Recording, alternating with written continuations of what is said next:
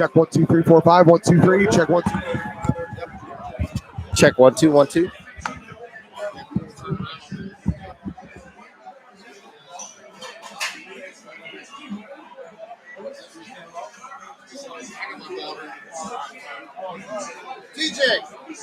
TJ, Charger. Really? What is that? Is that his pizza? His daughter's in the car.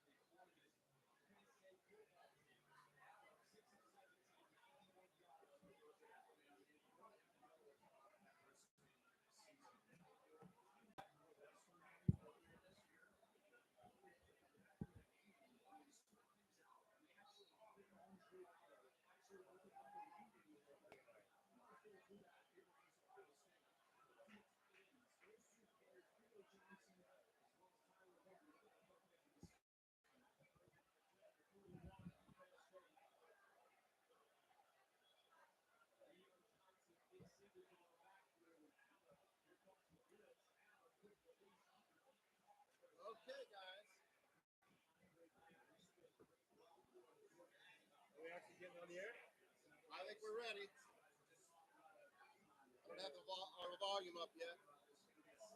I've got a player waiting out there from Tuslaw, so Tell you what. I'm gonna go grab him, and I'm gonna have him. Do your Tuslaw guy. Be right back.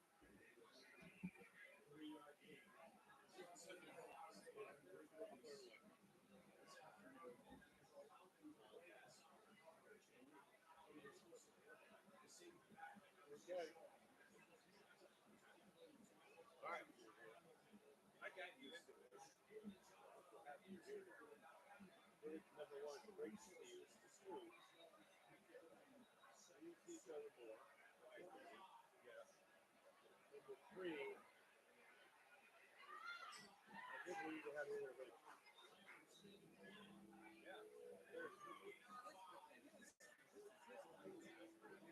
Well, the other thing is, we're all in. All of us. We're not going to find people like us who don't want to get paid big money. Isn't it? Not big money. God dang, I am so in. I told him 100 times, look, I'm in this thing so I can't talk to you. I love it. Look, my phone was lighting up last night at 3 o'clock in the morning. I'm awake. You know, my brother Jeff and I watch TV. We like watching war movies. Whatever. You know, history shit. He never stays up like that. I'm getting ready to go down. I'm fucking tired. My oxygen level is below 90 right now. Even though I feel great. So I gotta get some practice in. I didn't have time to go get that. How about that? 230 million Davis.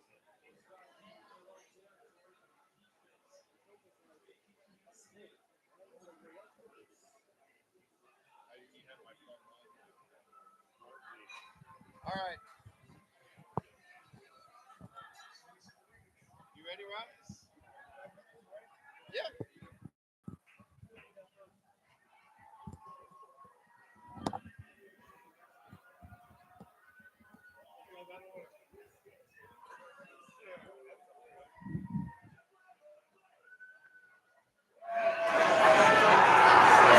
We are from Massillon, Ohio.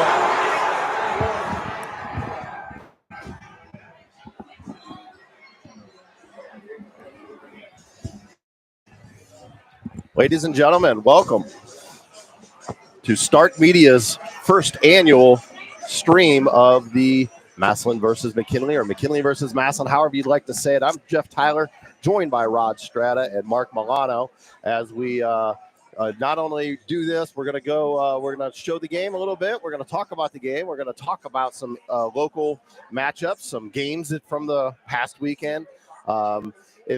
Thanks for joining us here. You're on a Stark Media YouTube stream. We've got some players that are going to be joining us here very soon from multiple schools in the area. So we'll get them on a mic here and get that going. First of all, Mark, Rod, how we doing today, guys? Oh, we're hanging in there. Yes, we are. Yeah. We started with some technical difficulties, and folks, of course, we're not at the stadium, but we're going to bring you a lot of spirit and the essence of the Massillon McKinley rivalry. Yeah, so a little bit of technical difficulties there. We got started a little bit late, but before we go into anything else, I'm going to first welcome a local player, a young man I've been speaking with, after games and before games and such, Chaz Groski from Tuslaw High School. How you doing today? I'm doing good. Thanks for having me. Yeah, appreciate it, man. Hey, So we had the pleasure of seeing the game last night, and I saw you in the Blue Cup last year as well, and you've been on quite a journey. You know, we're watching the Massillon McKinley game. You actually played in that game a few years ago, and so you've experienced that rival, which is huge. But you're also, I'm a hometown guy at Fairless, and you know that. So talk about the rivals and maybe the difference between the two and a little bit of your experience. First off, it is a big difference because between Massillon and Tuslaw, it's such a big difference. Right. Of the bigger schools and the smaller schools. Yeah. Like Massillon, it's like worldwide. Like you got people in Vegas betting on it and stuff, and it's been around forever. So it's like way more hype. Yeah. I felt like, but with like Tuslaw Fairless, it's like it's more like a community. Yeah.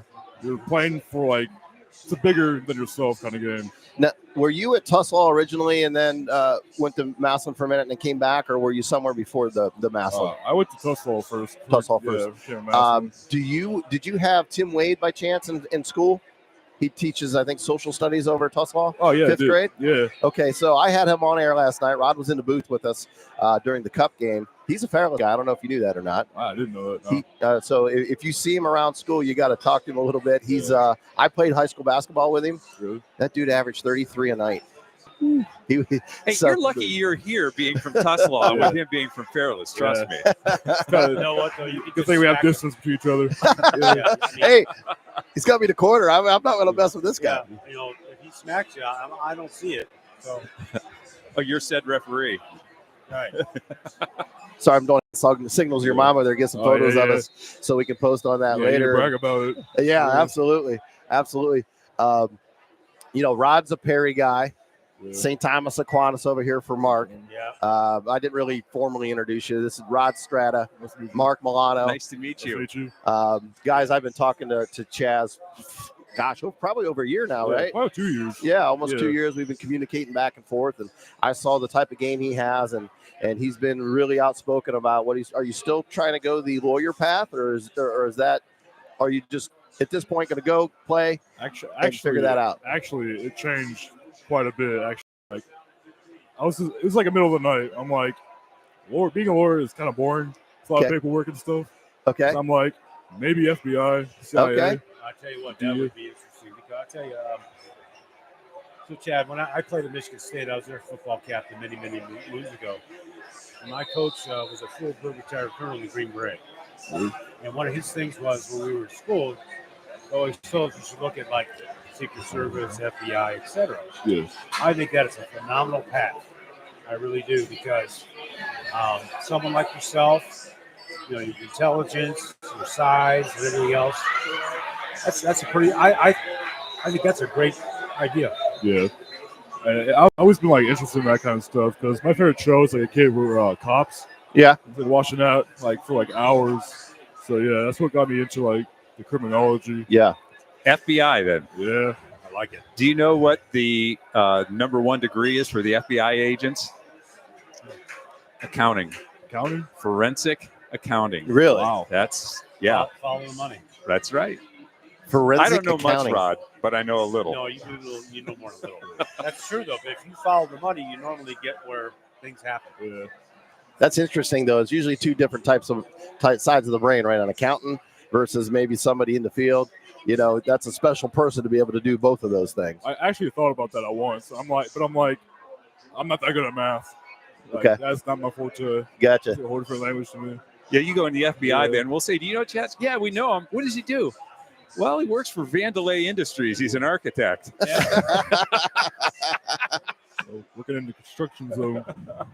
So you've had some visits as of late, right? Yeah. You've talked about some things. At one point, Harvard was a possibility. I think your mom mentioned you're getting some West Coast interest. Yeah. And it didn't sound like mom wanted you to go over to that warm climate. So what do you foresee kind of coming down the pipeline for you? Just right now, I'm trying to keep on the down low because I'm not trying to. All right, hey, I don't want to out you, man. If you want to keep it quiet, that's cool. It is out west. Okay. That's what I'm looking at. Okay. Getting the warm weather. And I don't know if you can say this or not, but you're planning on still playing football, right? Yeah. From what we've talked about. Yeah. He should be. I like to see him in Michigan State myself, but Who's recruited you? Harvard, and other Ivy League schools like Cornell, and all them.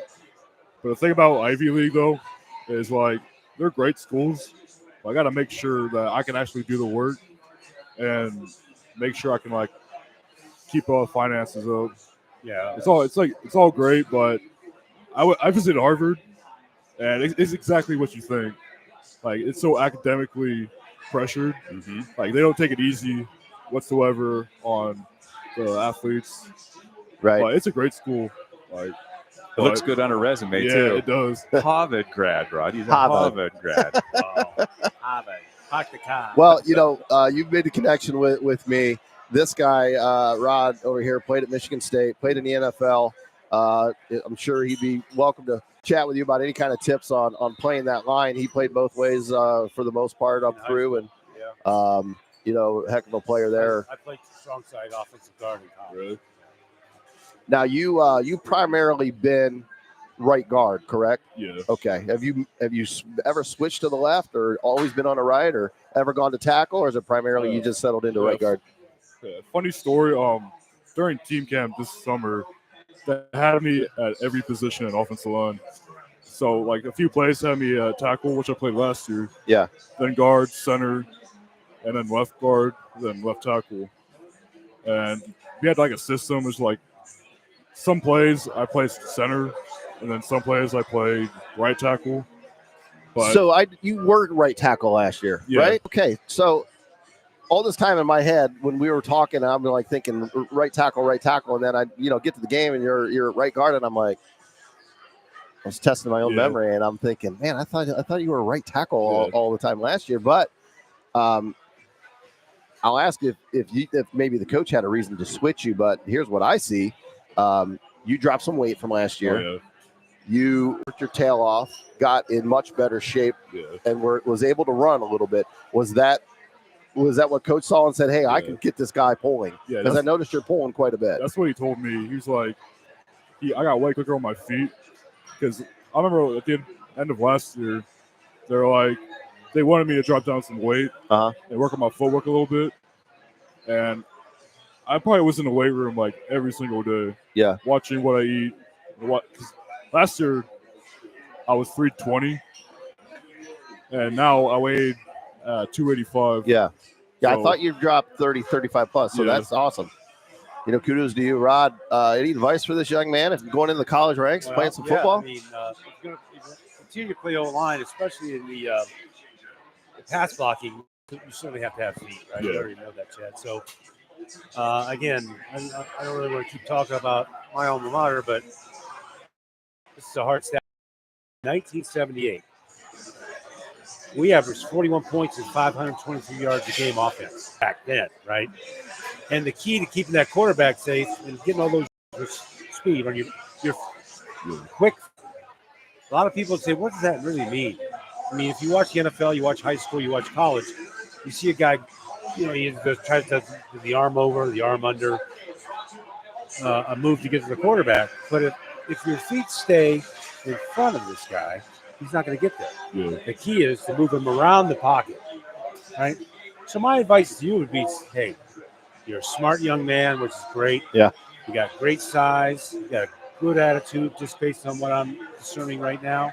Trust me, he does. And He does. A little bit intense sometimes, but it's all right. Hey, we all do. that's how you gotta be. I remember in the huddle, I just started screaming my butt off to everybody. I'm like, bro, we need to get this. If we don't, Well, you're taking leadership. yeah. Well, I saw that last night. I rolled up. Him and I have talked for, like we said, almost 2 years. We haven't actually officially met until last night at the game. I want to make sure I got on the field and said hi to him. I roll up, and he's like already on his guys, like, let's go, let's do this, and showing that leadership. Yeah, well, we saw that last night, right? Yeah. Calling that game, Jeff. But no, I don't know. My main advice is stay focused like you are. Things aren't always going to go your way. Things won't go your way. And just persevere through it. Because at the end of the day, at least for me anyway, my higher power helped me get through it, right? And I think you're going to do just great. So And by the way, if wherever you do go, Jeff, give you my contact information. I'm happy to help you out. all right. So I'm the weight room guy, believe it or not, All in right. here. So you talked about being in the weight room. How many times can you do 2 1/4 on the bench? Actually, I've never tested that out. That's the big test. Yes, it is. 225 on the bench. Your squat, Yeah. what's your best single? 605. Good. So that Deadlift? was my max. My deadlift was 510. That's about where I was. And my bench in May was 310. going to have to get that up Yeah. a little bit. Yeah, that's one thing. I kind of blame myself a little bit because I think I worked on squat way too much and not bench. So Well, yeah, it's okay, but see, that's the thing, right? You go to that next level, depending yeah, on how many levels up that is, depending on what school you go to. yeah. Mark's absolutely right on the money. The biggest test is how many reps can you do at 2 1/4? So something to think about. So you said your best single on the bench was 310. Yeah, So that should be about 15 or 16, I'm guessing. Right. 2 1/4. Right. Because I'm only going by what I And did. what the NFL record's what? Is it like 47, Mark? I Something think, like that? I think Aaron Donald had like 50. 50 now? Yeah, Morton can only lift 10 pounds. He's a kicker though. It's been a tough season over at Tuslaw. Yeah. What do you take away from this year? I mean, first off, I don't regret anything. Like, I had options to go somewhere else, but I just love my guys too much because it's like I said, it's bigger than myself. So I'm playing for the people next to me, the community, and if I just left, I wouldn't be playing for anything bigger than me. I'll just be playing for myself. Well, I'm glad that you came back because it's tough to Yeah. abandon your friends like that. Yes. Yeah. Now, we've had discussions about guys that would leave. Now, if a coach came in and let's say that you were the quarterback and he said, well, we're going to run the spread and, you're not a guy that can throw the football. Okay, I get it. You're going to leave. But now people are leaving just because their team's not going to be very good. Yeah. Right. And that I don't like to see. I mean, Well, back when I was playing, Mark, you're right on. Massillon, my senior year, going into my senior year, Massillon tried to kind of persuade me to go that way. kind of. Kind of. I wasn't that great in high school at all. I mean, I kind of blossomed in, at Michigan State, but I told them, I said, look, if I'm any good, plus I don't want to leave my coaches, my teammates, but if I'm any good, they'll find me right here at Perry High School. That's right. I feel like I created a bond with like everybody there.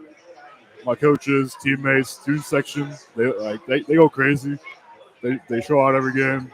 So I kind of like the whole school was part of a family. So that's the main reason why I stood.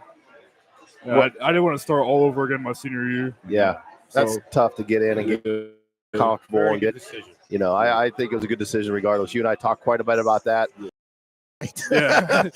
About some decisions there. And but I tell you, man, I'm real proud of what you did this year. Yeah. I think you're going to do really well.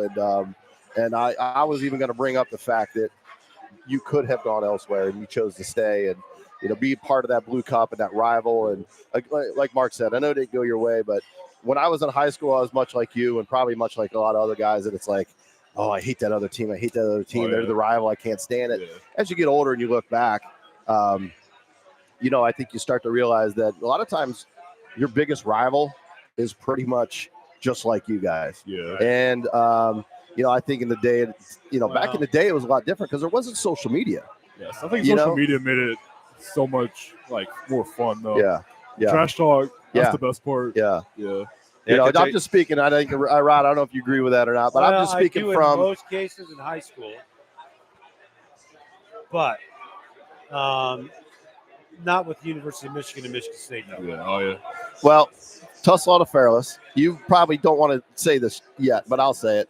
They're such similar communities.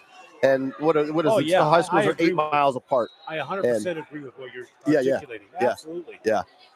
Like I said last night, I love the West Branch. I love being at Fairless last night. Those rural communities, basically, I think, are a lot of the foundation of high school football in Ohio. Right? Right. And, you can have that rivalry, but Yeah. guess what? After the game, you're still going to be friends, right? That's what it's all Yeah, about. just like after the game, like I know a lot of people at Fairless. I went over there, shook their hands. Yeah. They all told me good season. Like it's all fun and games before the game, but Yeah. at the end of the day, we all support each Mutual other. respect, Yeah, man. Mutual respect. Hey, in the bigger scheme of things, not that important. Yeah. Anything you want to ask us or anything you want to leave us about anything with your experience or? Well, all I gotta say is like if you're a senior, if you're an upcoming senior, enjoy the moment because what they say is true. It does go by quick. Yeah. I feel like I haven't experienced the moment enough this past season. Yeah. but it hit hard Yeah. after the game. Like Yeah. we're no like seconds hit 0. I just started bawling. Yeah. So all I gotta say is like, Junior, if you're upcoming, just enjoy the moment, be the best leader you can, and whatever happens, happens. Well, I'll tell you, Chaz. I don't know if you guys got anything here before we head out, but I'll tell you, Chaz, it's been a pleasure getting to know you, man. I know you're going to do well. Just because you're not playing local high school football, feel free to reach out to me anytime. You know how to reach me. I won't forget about you. Yeah, all right, I'll come brother. back, yeah. Thanks for coming tonight. Yeah, it's really Tell, what a tell, pleasure. tell Thank Mom you. we said thank you, and Good luck to you. Thanks for coming. You're good. good luck, brother. Thanks, Mom. Have a good night. See you, bud. What we have here, yeah. Let me get him on the mic before we introduce him. What's up, Mike? How are you guys? Good, you. So Doing all we got another young man here, local player from Glen Oak, All Austin right. Morrison. What's up, bud? Nothing much. Doing good. How are you guys? You're having a heck of a couple weeks, huh? Yeah, it's been good. So Austin's a tight end over at Glen Oak. He made that miraculous catch there at the end zone at the end of the game to beat McKinley last week. So wow, The that- only what a win. touchdown pass you've caught and the only time they threw to you, right? Yep. yeah, Pretty yeah. much. Yep. How about that? That's incredible. You know, when looking at that game, I was shocked to see what the final score, as low as what it was, but the fact that your defense held McKinley to 1 first down in the second half and 28 yards of offense. How the heck did you do that? I mean, I'm not a big defensive guy, but all week our defense is going crazy on just scout team, something like that. We had a really good week of practice, and our Coach Cook, our defensive coordinator, he did a super good job. Just like kind of, we knew their quarterback, he was a great scramble guy, so we didn't bring too much pressure. And we knew if we kept him in the pocket, we'd have to actually make him throw the ball instead of, because a lot of their big plays is him scrambling and just throwing it up because they have really good athletes. Yeah. So when you kept him in the box, I mean, you see what happens. So that was the game plan. Yep. What did you guys see going into the week on offense? What you thought maybe you could exploit? So obviously we want to just go at him physical, and then Yeah. obviously there was personal fouls and like that. That's just how that game's going to go. Because I've known those kids for a while, especially kids on our team. They play with each other, so we just wanted to go right at them, and that's basically what we did the whole game. I'll tell Talk you what. about playing for Scott Garcia. I mean, I love it. He's a great guy. Yes, he is. He's fantastic.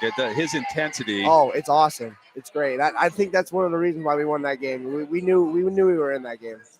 You made some changes on offense, though. You moved away from the quarterback that you had, and Burt came in over there. That really started to seem to change things up for you on offense. Yeah, I mean, he opens up a lot of new opportunities with like the QB run, and then obviously with that pass play. I mean, when he rolls out, he could have still. I mean, obviously he couldn't have ran it in on that last play because there was 5 dudes in front of him. But that's the threat, so that's why they bring so many people because he's such a threat in the backfield. So he's a lot more versatile, I'd say.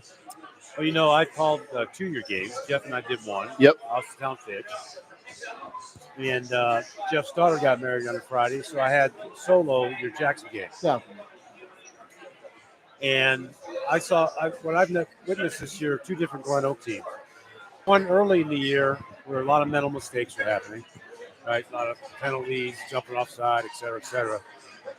But you guys really kind of put it together towards the end, right? I mean, I was shocked too when I saw that McKinley scored, but I was elated. Yeah. Absolutely happier than heck. So tell me a little bit about you guys got the ball with about 9.5 minutes? Yeah, it was about 9.5. Yep.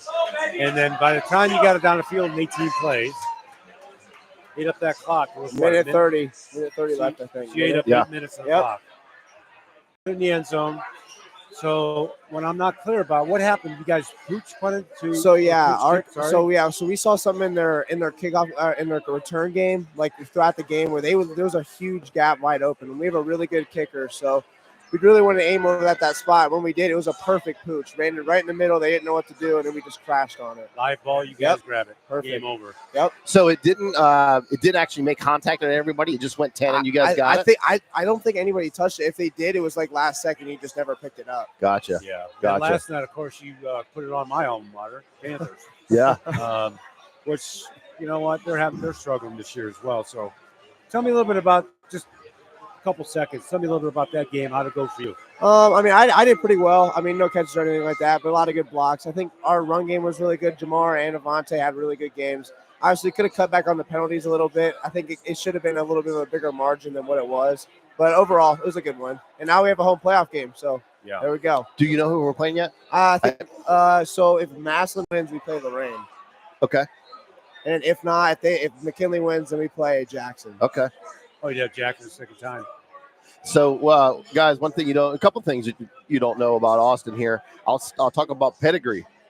Your grandfather played at Notre Dame, Yes, correct? sir. Yes, sir. He did. And you have two uncles that both Yep. played in the Big Ten? Yeah. So they both played at Ohio U and then Youngstown State. Okay. Yep. Yes, sir. Obviously, I mean, that's obviously cool D1 football. Definitely. But you talk about Grandpa at Notre Dame. What kind of stories were there Oh from my Grandpa? gosh! I mean, he's been through a lot. There's war and stuff like that. He was in Nam, and then he was a big football guy. He also had an offer to play at Notre Dame for baseball as well, but he chose football instead. Sounds a little bit familiar. Yeah, The grandson exactly. here. So that was the second thing I was going to say about Austin. He's a heck of a baseball player too. Yes, sir. And I think originally, you and Dad, and from talking with your dad quite a bit. And by the way, your dad's awesome. I see a common theme with some young men in our area that are having success, and there's a direct parent involved in a good way. And so shout out to your dad for that.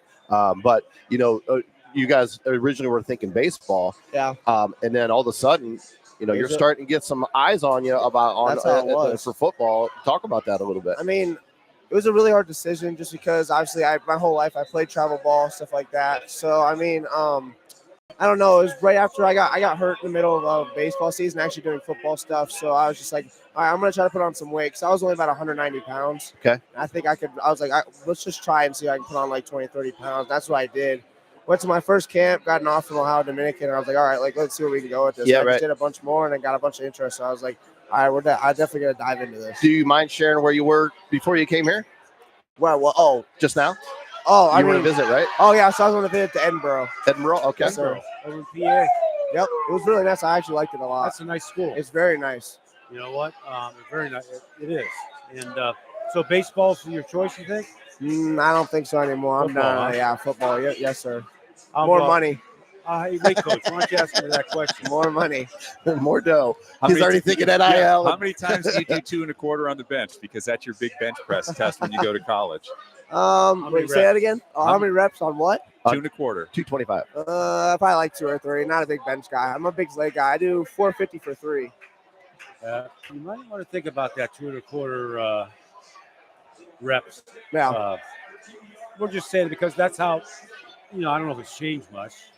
You're more on than I am at the moment, but one of the tests are how many reps can you do at 2 1/4? For sure. Yeah, no. So I mean, a lot of it was for my baseball training. So I never really did a lot of like the main lift. It was a lot of leg stuff because that's a big baseball thing. So this offseason I really dove into it. I added a bunch of weight on my bench, so I'll continue to do that throughout the offseason. Al Hennon can help you. Yes, sir. He lived in a weight room. He was a tremendous power lifter. Yeah. I did not know that. Oh, yeah. Yeah. You've got some great coaches over there. I've known Mike Cook for a long time. His father, Kerry, was my big brother growing up. Really? Lived across the street from me. Yeah. So I've known the Cook family forever. Yeah. They're a really nice family. I mean, he's coached me almost all my life. So when I was younger, I played in the, I guess like the Catholic League, I guess you can call it. And he always coached me through up there. So it was really cool to come back and have him as one of my coaches. Tell you how good his dad was. He had a full ride to the University of South Carolina. Really? He was an all-Ohio linebacker at Canton McKinley. That's nuts. I had no clue. Yeah. Yeah, he was a stud. Certainly a great young man and good athlete. And at least from my perspective, I hope you do extremely well and wildly successful going forward. Thank you. I appreciate it. Ride this momentum into the playoffs. Have some more fun. That's what I'm hoping. Yep, absolutely. That's right. I mean, let's put it this way. We're all rooting for you. As you know, TJ Downing, kind of our leader here, is in the Glen Oak Hall of Fame now, and he was an All-American at Ohio State. Yep. So we're all rooting for the Golden Eagles. Yes, sir. Absolutely. My kids go to Glen Oak. Have you met Pete yet? 8th grader? I don't think so. No. He's he's a real good wide receiver over there, so he looks up to guys like you. Definitely. And that would be maybe some of my. I already know what type of kid you are, young man, I should say, not kid. But you're a leader, whether you realize it or not. And those are things that I always talk to my other son, Luke Tyler, about. That people are always watching, and you're a leader. And 8th graders, 9th graders, sophomores are always looking up to you guys. And I'm sure you know that from the way I've seen you carry yourself. But I would like to know kind of like what your experience is when you go to these schools. What do they go through? Is it just kind of like they roll you in, you take a tour, you get on the side of the field, maybe put on a jersey, they take a picture? Do they get any more in depth than that on like dialing in and kind of, asking your knowledge and saying, what would you do in this situation? Or, just talk about that for a minute. Do they dig in a little bit like that? I mean, so I guess that's more getting into when I go on official visits. I think they're going to really get more in depth. Really, the unofficials that have been going on, they really just show you around the university. You kind of get a feel of it. Yeah. A lot of times I'll know, like, you get there and you kind of know what you're going to like or you're not going to like. So I've done that with a few schools. Yeah. But a lot of it is, I like to watch the position group just to see how I compare to them. And then obviously talk to the position coach and stuff like that. But not anything crazy like talking about plays like that. I think that's more when we get into those official visits, then we'll really dive So into that unofficial stuff. visits, they have to be careful, the universities. Right? There's a lot of guidelines. Right. There are many guidelines. And they can talk quite a bit, but it's almost like it's just a preview of the university, the program. And then once you're invited on an official visit, then you can get like behind the firewall some confidential information. Gotcha. So now playoffs. Let's look ahead past playoffs into the off season. Obviously, you're going to be graduating soon. What does that spring look like for you? What are you going to gear up and look to do? So for me, obviously, this will be my first full off season of football, which I think will be really good for me. I'm definitely going to have to. I'm really working on my speed a lot of times, speed and agility. Yeah. That's always been my downfall. So I've been working on that my whole high school career. So I'll continue to do that. And also as well, just getting stronger in the main lifts. Yeah. Because obviously baseball kind of hindered me on that a little bit just because I was trying to stay more agile. But now, because I want to get a little bit bigger, I'm definitely going to work on the main lifts. So just getting stronger. Yeah, it always blew my mind that I would go from playing basketball and I could play hoops for 4 hours a day, and then go to basketball, and then go to baseball and run some and I'm winded. Oh, I know. It's crazy. I'm like, I don't it just never made sense to me. It doesn't make sense at all. I'm like, just because I got cleats on and not tennis shoes, I don't understand that. But you have a great career, and I think hey, you're on. I got a flashlight on you for Team Tyler, brother. Yes. Hey, who was the first guy to call out you last year? Exactly. So I've been on this train, the Morrison train, for a minute. But brother, anything else you want to leave us with? The only thing I got definitely with as you're talking about with the underclassmen, I think that's a huge thing just for other people to know. For me, when I was younger, I had a lot of ups and downs and I had some really good seniors that helped me out through that process. So that's always what I try to do. Yeah. We have a lot of underclassmen, and obviously it doesn't really matter the position. I always just try to be a good mentor to all of them. It doesn't matter if you're a captain or not. That stuff does not matter. Yeah, right. You don't have to be a captain to be a leader. No. Right? I totally can be a leader in any position, any title, any stature in life. Definitely. You might not want to play college or anything like that, but just making that year fun. Yeah. And just making them love the game in general. Because sometimes in the baseball realm, I kind of fell out of that a little bit just because I never really had. There was some times where I just didn't have the guy to keep me in it. Yeah. So that's really what I try to be to most of the underclassmen. So you really fall in love with football? Yeah, definitely. Yeah. I love it. It's great. That's awesome. Awesome. Guys, you got anything else? Good luck to you in the playoffs. I appreciate it, guys. Thank you for having me on. Tell Coach Garcia his bottle of limoncello is on its way. All right, I will. No, wait. Tell Coach Garcia, throw Austin Morrison the ball at least 5 times in this playoff game, and then he'll get his limoncello. Exactly. I'm not going to tell Coach how to coach, but you got a great tight end. All right, well, I appreciate it, guys. Thank you. Nice to meet you, young man. Nice to meet you, too. Awesome. Hey, good luck to you. Thanks for coming. Good to see you, brother. Tell Dad we said thanks for bringing you around. Definitely. And we'll be seeing you next week. All right, thank you, guys. Pal. So what a great kid Austin is, as you can tell, is a fine young man. Give you guys some updates. If you're not watching, Massillon is up 21-0 here in the second quarter. And we've also got, let's see, I think it's 10-6 in the Buckeye game. We're at a commercial right now. But two good games going early. Mark, you guys were at what game last we evening? had Canton South and Northwest. And TJ and I were talking, and because I knew where Northwest was in the playoff schedule, and I told him, I said, you know what? I said, there's a chance that Northwest could have to play Canton South again week 1 in the playoffs, and I'll be darned if that's not what's going to wind up happening. That happened. What did you see last night? Northwest. Well, I forget the final score of that one. 48-21. 21, yeah. Poochie Snyder was on fire again, threw for 4 TDs, ran for another one. went over the 10,000-yard career passing mark. I think he's 6 touchdowns away from breaking that record. Correct. And he is so dynamic with the football. He threw 4 last night. He might be 5 away. I think it was 9 before last night. It was 9, yeah. But that's amazing. We're talking about him quite right. We're talking about it quite a bit. Being over at Fairless, Hunter Wells had that record for a little bit before Cam Blair broke it. Who's over at Ashland University. Whatever happened to Hunter Wells? I mean, I knew he went to YSU. He went to YSU. I think he was there 5 years. He had a little bit of injuries, kind of like year 3, year 4, kind of some weird things. And then as soon as his 5th year was up, he just decided to retire. He was a great kid. Well, yeah, he was. He threw for 8,400, I think, in high school. And he threw for like 6,800 over at Youngstown State. Is he related to Carson Colucci? Colucci's his little brother. That's right. So last night, Carson was actually talking about, I believe that Carson broke Hunter Wells' quarterback rushing record. That's incredible. And I have Carson as one of my players of the week too on the high school football playbook. He had a great game last night. He did. He looked real good, and I tell you what, he was poised. He had a little bit of pressure here and there, but I tell you what, they just looked so good. Gio Moore was a player of the game as a receiver, and also Peter Killey. Peter Killey had a big night. Peter Killey, look at these numbers: 233 yards rushing, 2 touchdowns. 2 touchdowns on 15 carries. Wow. It's the first time he's been healthy all year. He's still only a junior, but I tell you what, Mark, he got to the hole, made one move, and boom, he was north. He was hitting those seams. It was impressive. He almost broke a 99-yarder, but he went 99 yards in two plays.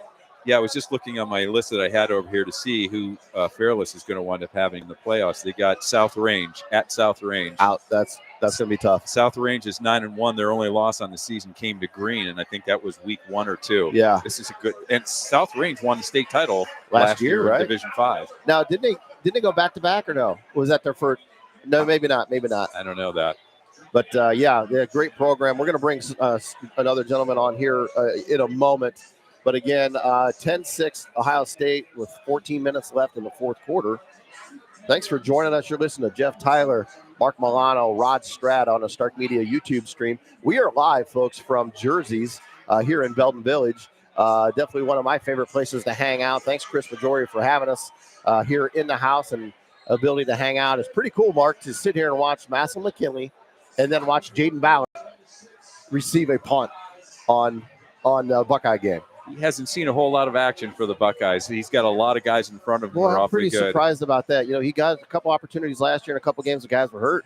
I think he put up like 135 one game and looked pretty good. I'm surprised he's not getting a little more playing time. You should see the freshmen that they're bringing in. Oh, I saw. They are the real deal. He's the number 1 recruit in the country, right? You got to think a guy like that may want to get in the transfer portal. Don't want to see somebody, leave Ohio State, but if you're not seeing the field too much and the kid can play. You're talking about Ballard still? Yeah. What is it? What year is this for? Is this year 3 or 4? I think it's year 3. Okay. So I think they redshirted him year 1. So this, okay. So he's got 2 left. So want to welcome. We got another guest here. Has been the third guest of the night. Travis Lucian. It's good to see you, brother. How you doing today? Good. McKinley grad, correct? Yes, sir. So you went to McKinley. What years? I graduated 2015. So 2015 was a year we didn't win. Yeah. But we had a really good team led by Eric Glover and those guys. Bleed red and black. Watching this game, I'm actually not really disappointed in their performance. They're keeping their composure to be down 21. Yeah. And I actually think this game is going to end up being closer than a lot of people might be thinking right now. So I've actually go ahead, Mark. You played for Ron Johnson. Yes, sir.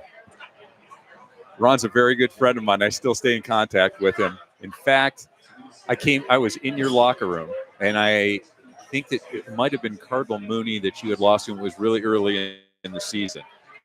And he told you guys, he said, when you learn to hate losing more than you like to win, then you're going to become a champion. And that really resonated with me.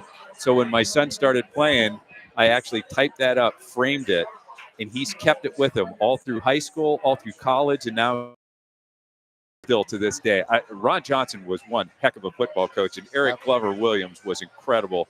Lightning. Yeah. Gosh, he was impressive. I've seen you play. Yeah, well, I played with Eric our freshman year. So he was the first guy that I was that close to with that level of talent. Being able to go at a varsity level as small as he was and compete at a high level, it was pretty impressive. So let's see what we do here. Caught on watching the game. Yeah. I didn't formally introduce you. This is Rod Strata. Played at Perry. Also played at Michigan State. Yes, and sir. this is Mark Milano. He's the St. Thomas Aquinas guy. Okay. And, of course, enemy territory. I don't have any Bulldogs in here. Well, no Bulldogs. Friendly fire, though. It's all good. But, I'm looking at 2 alma maters with the state titles here in Stark County. Yeah. So 2 and 2, correct? Aquinas has 2? No, we have 1 state title in football, 2 runner-ups. Oh, okay. Do you follow all the St. Thomas sports still? Or yes. Okay. McKinley just got some talent from St. Thomas, a basketball team. Who left us? Jalen Jeter. Oh, my. Guys, really good basketball player. Oh, boy. Yeah. Coach Jim Marco won't be happy that he's losing that guy. Is that official? So recruiting school being Is that Catholic official? to another school. Yeah, I believe so. Okay. Well, we just got a Stark Media exclusive here for my man Travis. Wow. Family secret. Hey, so you played Speaking in of this. family. You played in this game, Week 10. What's it like playing in this game? So for me, I played freshman year, and I was an all-county wrestler. So I focused in on wrestling, but football is just a sport that I'm very passionate about. I'll tell you, just being around that culture, getting ready for Massillon, nothing like it. I don't think that many other schools get to experience that atmosphere. And it's one that those guys are probably really enjoying. I think sometimes the moment can actually get too big when you have that much tradition behind you. And I don't know necessarily we always respond the right way, to be honest. The game has changed over the years, too, with the attendance, because back in the day, because I'm so much older than you are, but when you would go to either Paul Brown Stadium or you'd go to Fawcett Stadium, it was standing room only. Fawcett held 25,000, and there was 25,000 people that were in there. So when I was up at Kent State, my college roommate went to Kenston. And he said, I want you to come up for a high school game. They were playing their rival, which was West G. Okay. So we go in the stadium, and he goes, what do you think? I go, this is okay. I said, in 2 weeks, I'm going to take you to a game back home. And I said, all I ask is you don't wear red and black and don't wear orange and black. I said, we'll be okay. So we're coming from Kent, down 77, going to go get off. He goes, what college plays at this stadium? And I go, that's a high school stadium. That's where we're going right now. So he saw his first McKinley Massillon game in 1980. Have no idea, right? Did you see he said McKinley Massillon with the McKinley guy sitting here? I'm starting to rub off. You know how much grief we get if we say it the wrong way. So now I'm in the booth and I got to say both ways. I'm like, McKinley Massillon. Yeah, I grew up in the southeast end of Canton. Okay. So it will always be the McKinley Massillon game for me. A bunch of my friends played for McKinley back in the day. A guy named Rock Honest. Do you remember Rock Honest? Buddy of mine. You throwing look. You're throwing names that don't even do that to me. Like in a good way or what? People you know or don't know? Don't know. Oh, okay. You know. Okay. Well, come on. And I don't want to have to admit that. We're triple his age. Okay. Yeah. All right. Well, I'll throw a name out here that I know he knows. Okay. Little bloodline here is Mike Doss over here. Yes, so, sir. Probably, maybe if you consider the best McKinley player ever. I mean, well, Lord, please don't say that out loud. Up there. I got to see this guy. Oh, you're going to see him now. Yeah. You don't want to do that to me. He's but incredible. you're still trying to get him and I on the golf course. Yeah. He was talking smoke, I think you said, right? Yeah. and he never stops. Well, he did a great job the other day at the Hall of Fame with the with that speech Monday morning. That was pretty cool. I watched that the other night, and it's always good to hear those old school McKinley guys like to or Massillon guys just talk about it. Yeah. Talk about it. Right. What a tradition. I mean, I never had that opportunity in high school. Of course, I went to Perry, and when I went to Perry, the Federal League was totally different. McKinley wasn't. It was South was in Canton South, Louisville, Marlington, Fairless, right? And we never had a chance to play that kind of tradition. Yeah. I've always respected that and quite honestly admired it. Yeah. You know, Massillon McKinley Day. Of course, I'm on 13th Street in Perry, which was much closer to Massillon. But I was rooting for McKinley back then. And my neighbor, my teammate, Howard Jameson, lived 2 houses down. He's always rooting for Massillon. I remember Massillon win. I get all PO, man. Yeah. You know? You know, I grew up around a lot of really, really talented football players, really close to the family. And we oftentimes have conversations. What does it take for McKinley to get to that next level and compete how our tradition encourages us to compete? I really think that the answer is in our feeder programs. Right. Yeah. I don't think that we really got that down. A lot of our when we look at the Federal League and how we compete against those guys, the level of talent that we have surpasses them. But one thing pretty much every Federal League team does right is they start coaching their systems really, really early. Right. So by the time we're at the varsity level, these guys can play with our eyes closed. Oh, trust me. My son was early on. We were at Perry, and to watch the young guys flag running the wing tee at Perry. Yeah. You know, it's hard for varsity guys to compete against the wing tee when it's ran right. It was almost comical to watch 7th graders run the wing tee and watch people try to stop it. Yeah. It's impressive. So we gotta be consistent with our coaching. I think for the kids to really have an opportunity for their talents to show. Yeah. Nobody questions if these guys are athletic. Nobody questions if we have the structure of a good team, but the consistency, I think is the next thing. We've been looking high and low for a coach that we can stick. I think we found that. We can get a successful feeder program. I think that we'll I think Coach Hall's doing some nice things. I've talked to him, off the field, and he's trying to keep that crew together and keep the discipline there. I think that's been a challenge, but if what we've seen called two McKinley games this year is McKinley seems to have a phenomenal half of football, first half or second half. Then they have the other half that is suspect. It starts looking a little bit like, special teams kind of goes inside. I think they struggled with that a little bit, struggled with some penalties, struggled with some discipline on the field. And I've said all year long, if McKinley can get a little bit better, a little bit more discipline, and can put two halves together, they can compete with just about anybody. Turnovers have killed you. Yeah. 17, now 18 with that interception that was thrown here. 18 turnovers on the season. It's to overcome that.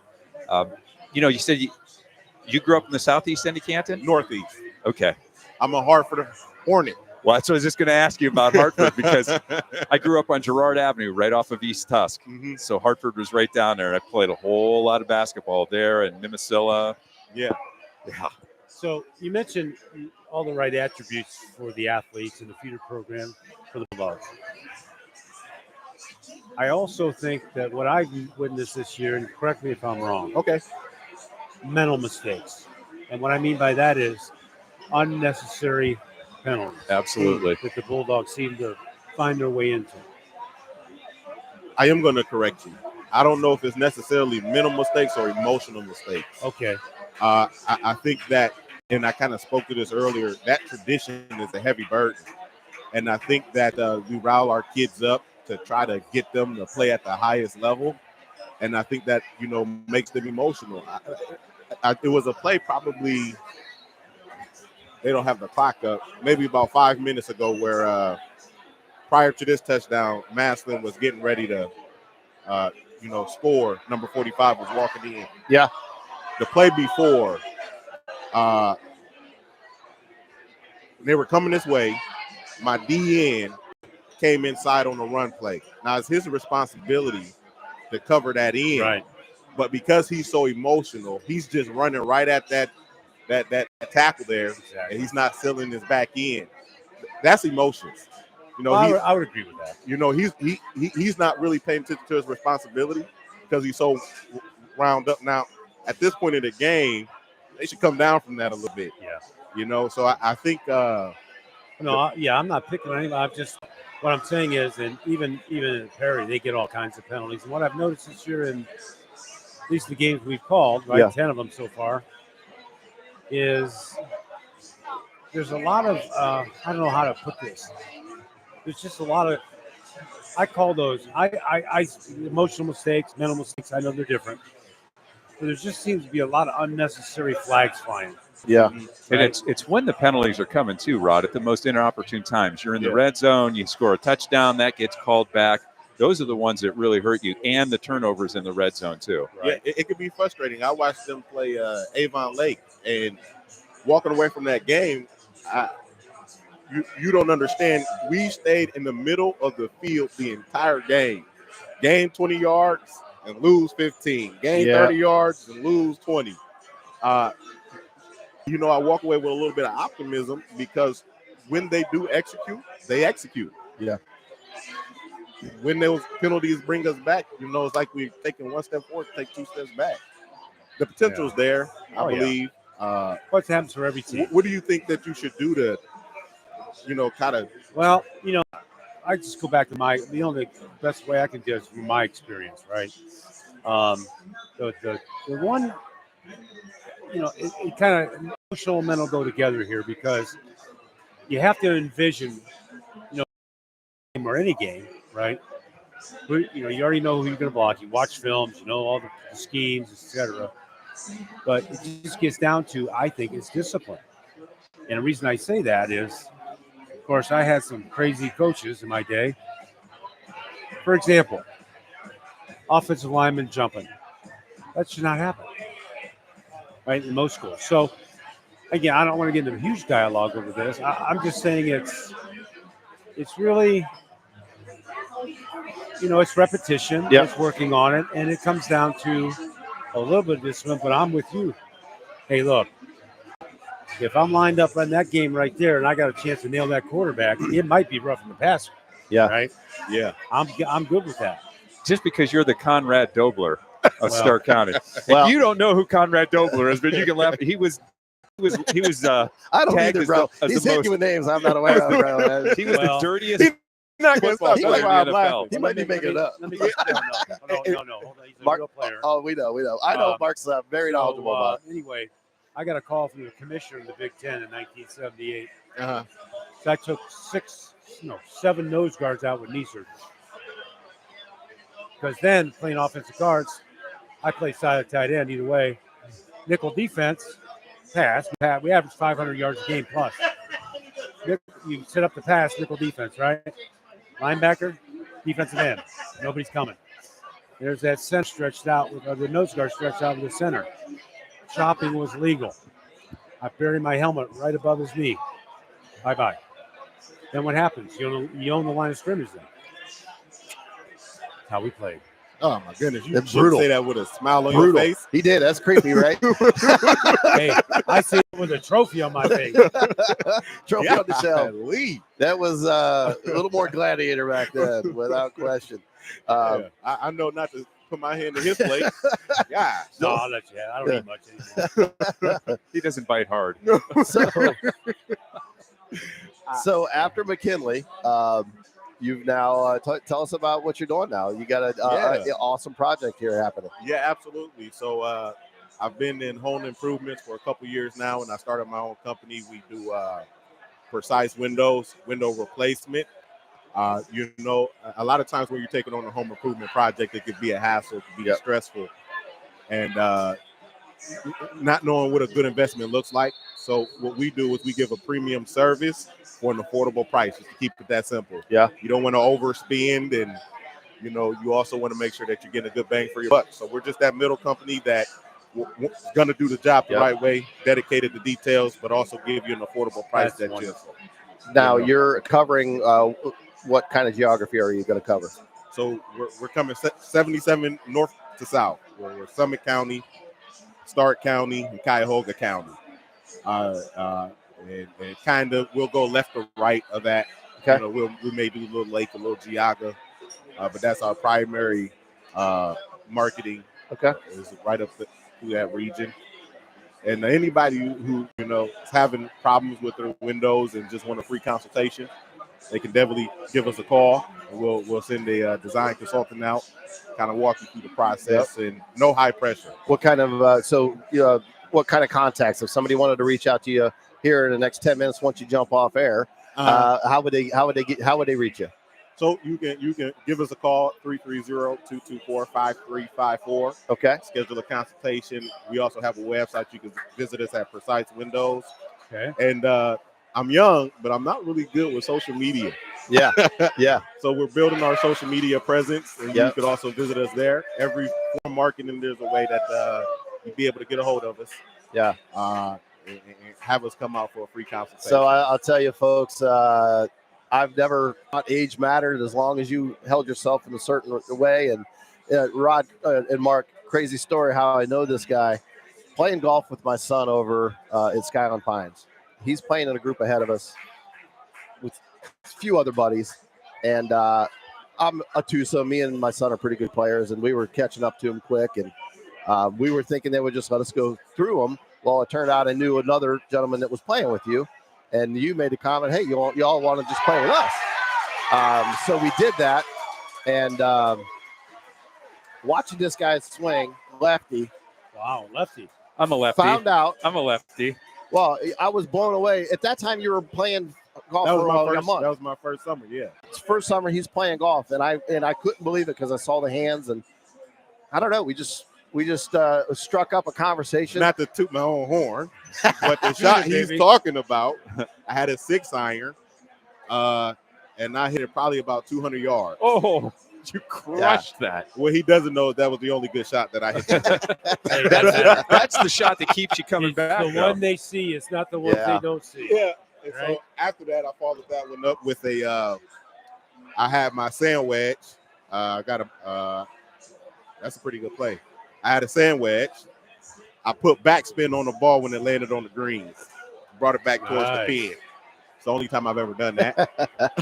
So what I was impressed with was he immediately attached to me, started asking questions, and you saw what I was able to do a little bit on the golf course. I think he figured it out quick and started asking a lot of questions. And I don't know, I always enjoy anybody that's inquisitive like that and wants to be better at anything. Yeah. So to see that kind of light in your eyes to say, I want to be good at golf, why don't you help me with this? Yeah. I thought it was pretty cool. And so been staying in touch, buddies, since then. And pleasure to have you here with us. Anything else you wanna leave us with? No, go Bulldogs. We'll figure it out, and mark my words, by the end of this game, it'll be a lot closer. I think we're gonna start seeing a little fatigue out of that Massillon team. They're probably gonna get a little comfortable with the lead, and they're adrenaline right now. Yeah. So as you can start seeing, we're starting to pick it up. Get Nino Hill out there in space. That's dangerous. I'm really just hoping that we execute those penalties, don't come back and get us, because we're gonna have to come out that second half. Right. Do you think our first half of our second half is typically better? I'll say that it for the most part, early on, it was first half. And then it started to be, you had a couple guys not playing for a half, a couple guys not in there. And then it started to be the first half started out super slow. We're in the booth. Rod and I track the scores like crazy, and Mark does as well, as we're going to give updates on what's going on. And we're like, McKinley's not scoring. They're down 3-0. They're down 7-0. What's going on first half? So I think they started out as a team that come out of the gates. And I don't think they've kind of morphed into a team that starts slow and then picks up some momentum. So like you're saying, down 28 rip right now going in the second half. I'd like to see them punch it in here. And I'm not sure if they get the ball back at half or not, but, I don't think they're going to go anywhere. They're not going to lay down. Bulldogs aren't going to lay down no matter what the score is, and we all know that. So nobody's quitting. I might be calling you because I had nothing terrible, but I don't want to bore our audience, but I might be calling you about the window things. Absolutely. We'll take the call and come out and give you world-class service. I'll say we serve our customers with excellence by solving their needs and providing them with a solution that they can appreciate. Well, we may be doing some business. Yes, sir. You guys take very good care, okay? Travis, already. Well, good to see you, bro. All right. Have a good day, man. What a pleasure. Thank you. Yes, sir. Go Bulldogs. Oh, There you know you what? go. That's right. One last thing. You done messed yourself because I didn't know you had this kind of football knowledge. You might be a backup for us, and one of us can't make a game. There He you gets go. you in the booth. Hey, no. He can Now talk. that he's top Let me blocking. tell you something. That's right. I don't think he plays backup to anything.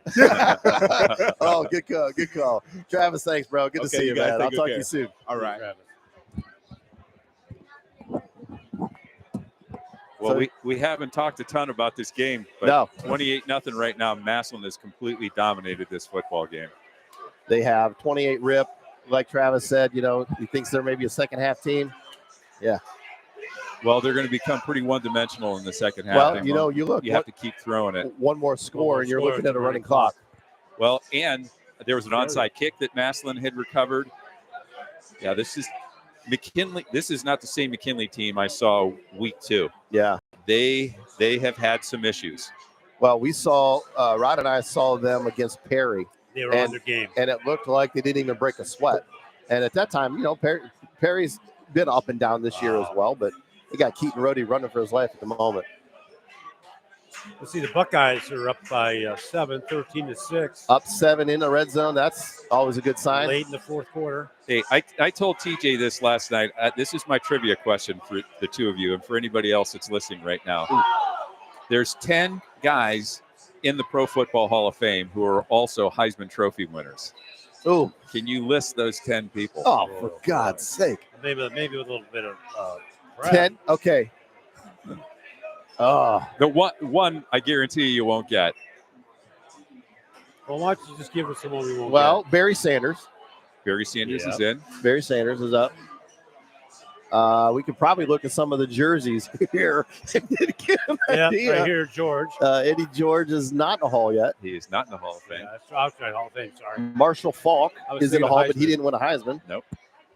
Um, I will give you some hints. There's only Good one Lord. defensive player, and everybody else is either a quarterback or a running back. I mean, I'm thinking Charles of that commercial, Woodson. right? Charles with the Woodson Heisman. is in. boom. Who's that? Charles Woodson. Yeah, that commercial with the Heisman House, right? All those guys. Yeah, right. Shoot. You're Oh, well, Spurrier's not going to be in the football hall, Pro Football Hall of Fame. no, You didn't specify college. Hall of Fame. no. Pro Football Hall of Fame 10. Heisman Trophy winners. 10 Heisman This- and Easy for me. The first 3 I got like that because Yeah. 3 of them are Raiders. 3 of them are Raiders. Plunkett.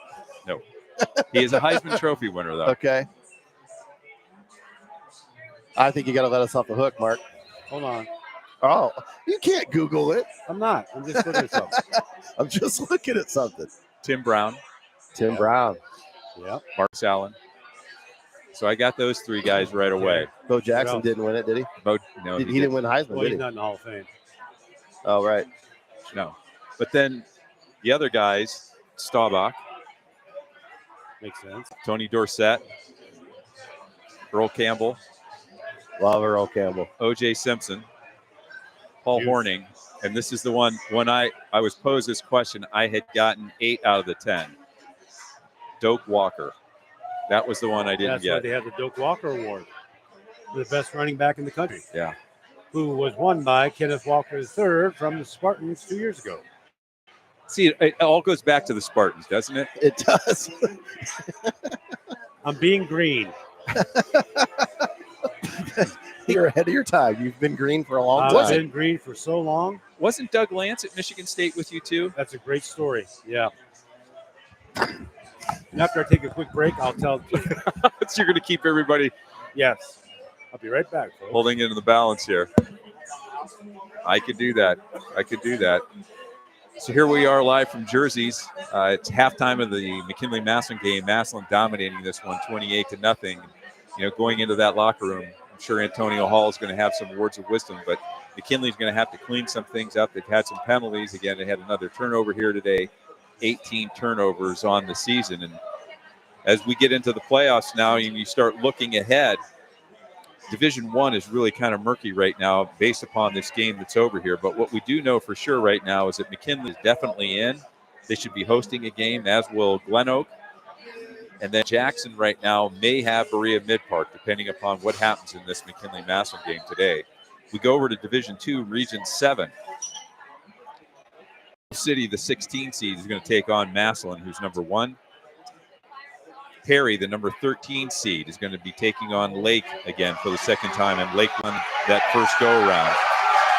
Also still in Division 2, Region 7, Columbus St. Charles is going to be at green, and I'll tell you what, Mark, incredible job this year, losing 2 of his offensive linemen, his starting quarterback, and his kicker. They're the number 3 seed in Division 2, Region 7. Columbus St. Charles, pretty good team, 14 seed. And then North Canton Hoover with their big win over Jackson. They're the number 12 seed. They're going to be going down to Columbus Northland. In Division 3, Region 9, Alliance, the 14 seed, is going to be at Aurora. Wow. Aurora is really good. They just took down Highland. Baseball score 8-9 in that one. Wow. Division 4, Region 13, Northwest gets to take on Canton South again. Interesting. East Liverpool is going to be at West Branch. South and West Branch, both in that same region, they are going to wind up seeing each other, and that's going to be one heck of a matchup that they've got there. Well, Rod and I called that Southwest Branch game, was at week 7, I believe. Bo Alazos. He's good. Real deal, man. Yeah, and he's already done battle with Brendan Zerbrug. Now he gets to try to do battle with Poochie Snyder. Now in Division 5, your Falcons, we talked about that. They're the 15 seed. They're going to be traveling to South Range. Sandy Valley's the 9 seed. They're going to be taking on Cortland. Cortland's 5-5. I really like Sandy Valley in that game. Yeah. And 8-9, that 8-9 matchup is usually a good one. Right. Division 6, we got another 8-9 matchup. We've got Central Catholic's at number 8 seed, Middlefield's at number 9 seed, so they'll be at Central Catholic. And in Division 7, Salineville is going to be at Malvern. Now, Jeff, you look at this game. Malvern was number 3 coming into the playoffs. Yeah. Week 10, they win and drop from 3 to 5. How's that happen? Just computer points based on strength of schedule, right? I was just making kind of a offhanded comment. Okay. There. So you want to hear the Doug Lance story? Yeah, I do. So Doug Lance, great football player, great athlete, and good friend. We were both played at Perry, and he went to Michigan State the year before I did. So one of the reasons I went up, right, I knew he and Craig Lance from Kansas Central Catholic. So they're up there, I go up there, and Doug plays defense. He's a good defensive player. So going into my second year, they wanted to put him at offensive guard. And we could have been the 2 starting guards for the same high school. He didn't want to play offense. Doug says, I'm not playing offense. So what does he do? Goes to Miami and plays offense. He goes to Miami, Ohio, and he's a center. So I guess he wasn't playing offense. So it gets even better than that. So we both wore 69. We played Miami in 1979. And long story short, it was about a minute and a half left in the game, somewhere in there. They are up 17-14 on us, Miami of Ohio. You know, we were up 17-0 at half. So wait a minute. They were up 21-17. My bad. Okay. They're up 21-17 and a half left. We have a 4th and 11 on our own 10-yard line. Then you went for it. We get the first down. We go down the field. We score with about, I don't know how much, not much time left. And he's over there, flying a lot of birds, if you will. And because I'd have never lived that down, we end up winning that game 24-21. And, boy, I tell you what. Hey, tell me, what was it like playing with Morton Anderson, and what did you think of him when you met him for the first time? Was fun. He was a lot of fun. What a great man, and what a great guy he was then, and a good man now. And so when Morton, so how he ended up Michigan State, as you know, he came over from Denmark.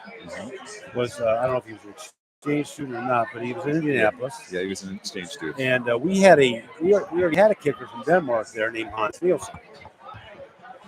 Hans recruits Morton to Michigan State. Right. So,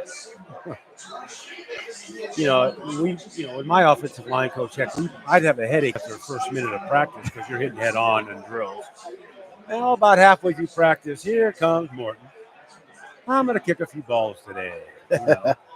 But no, Morton was a great teammate. He was all in. I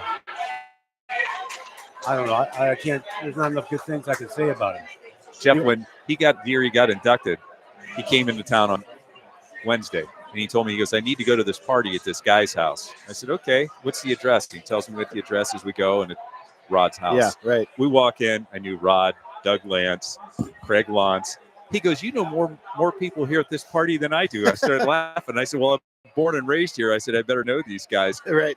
But Morton and we're very good friends. We stay in contact all the time. This guy is an absolute classic. Yeah. He is so funny and so down to earth. Yeah. I got to get down to Georgia. He keeps telling me, you got to come down to Georgia. You got to come down to Georgia. And for those you don't know, of course you probably don't, but Terry Donnelly, the guard from Michigan Terry State. Donnelly was the white guard at Michigan State when Irvin Johnson and company won Played the Larry NCAA Bird, championship. Indiana State. And Terry Killing Donnelly scored. Terry Donnelly scored 13 on Bird. So we go down for whatever event it was, and Tom Izzo was there, and some others. It was kind of a private thing. Some trustees from Michigan State. Anyway, we ended up going to Morton's house a little while after. Of course, home. His wife Jen, very nice lady, Sweet lady. But we go in another. It's like another building next to his house. Well, it was Morton's Hall of Fame. You had all the different jerseys and helmets for the teams he played for. He had a few. You know, there's pool table, whatever. Everybody's having some fun. But, you know, I don't know if many people know the story. Mark, you correct me on some of this. So Morton is about, 70-some points away from being okay. He gets cut. By the Saints. By the Saints, right? So now, but he also kicked for the Falcons before, or whatever. Anyway, so think about this, Jeff. For 2 years, he's got no contract, no anything. He puts his football uniform on and a helmet. He goes out and kicks balls for 2 years. At a high school stadium. Think about that. Wow. Got nothing in front of him. Yeah. So Atlanta, the kicker one day had a terrible day. Right. They called Morton to see if he wanted to come try out and compete with others. He went to try out, breaks the scoring record in the NFL. Wow. Now, think about that, folks. Here's a guy who was just working on faith and hope and went out and practiced. And he got that call. Always stay ready, right? He was watching a game on TV with a buddy of his, and so they were having a few beverages. And he got the call, and he goes, I think I have to switch to water right now. He's going to be called up. He was so great. And all the people that came into town, his buddies from New Orleans that came into town, people coming in from Denmark. And I think that was the first year that they were using the teleprompter at the hall. And I told him, I said, hey, whatever you do, you probably want to take your speech up there with you. I said, because if that teleprompter goes down, you know, you're toast. Sure enough, the teleprompter goes down like a minute into his speech. And so he pulls out the glasses and, you know, he starts reading from it. I'll tell you what, that's one of the best. Great advice, Mark. That may be one of the, not because I know him, not because he's a teammate and friend. That was probably one of the best Hall of Fame delivery speeches I have heard. And I've been here a long time. He had his speech rolled up in his hand, and there's photos of it where he's got his arm up in the air and his speech is in his hand. He took that speech and he autographed it to me. And so I was holding on to that thing for about a year, and I thought, man, I really shouldn't have this. I said, you know, this is your original. So I told him, I said, hey, you know, when you come back into town, I want to give you this speech back. He goes, I'll take care of you. He goes, I'm going to print it out. And he goes, I'm going to give you another one. And I said, well, I think it's important that you have the original speech if you've done it. Pretty cool. Yeah. If you're not watching, update on the Buckeyes here, 20-6.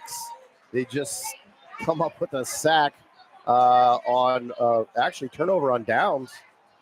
Ohio State's going to take over in the territory of Penn State. 3 minutes left. Surprised at this one a little bit, Jeff, because I thought that Penn State was going to try to exploit the offensive line for Ohio State, but they've done really well with all the injuries that they've had in the backfield.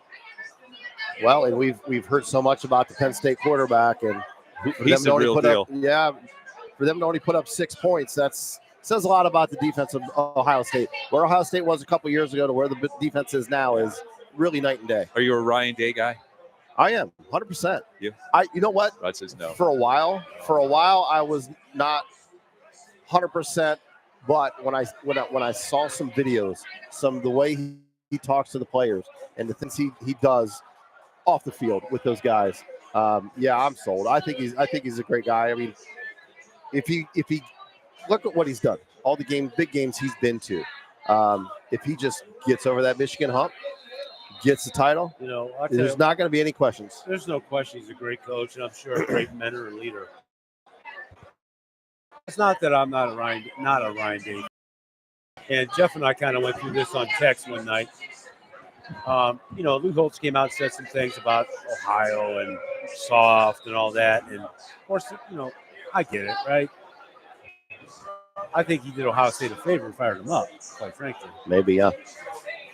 But Lou Holtz coached in Ohio State. Maybe maybe that's part of his plan. East Liverpool. Yeah.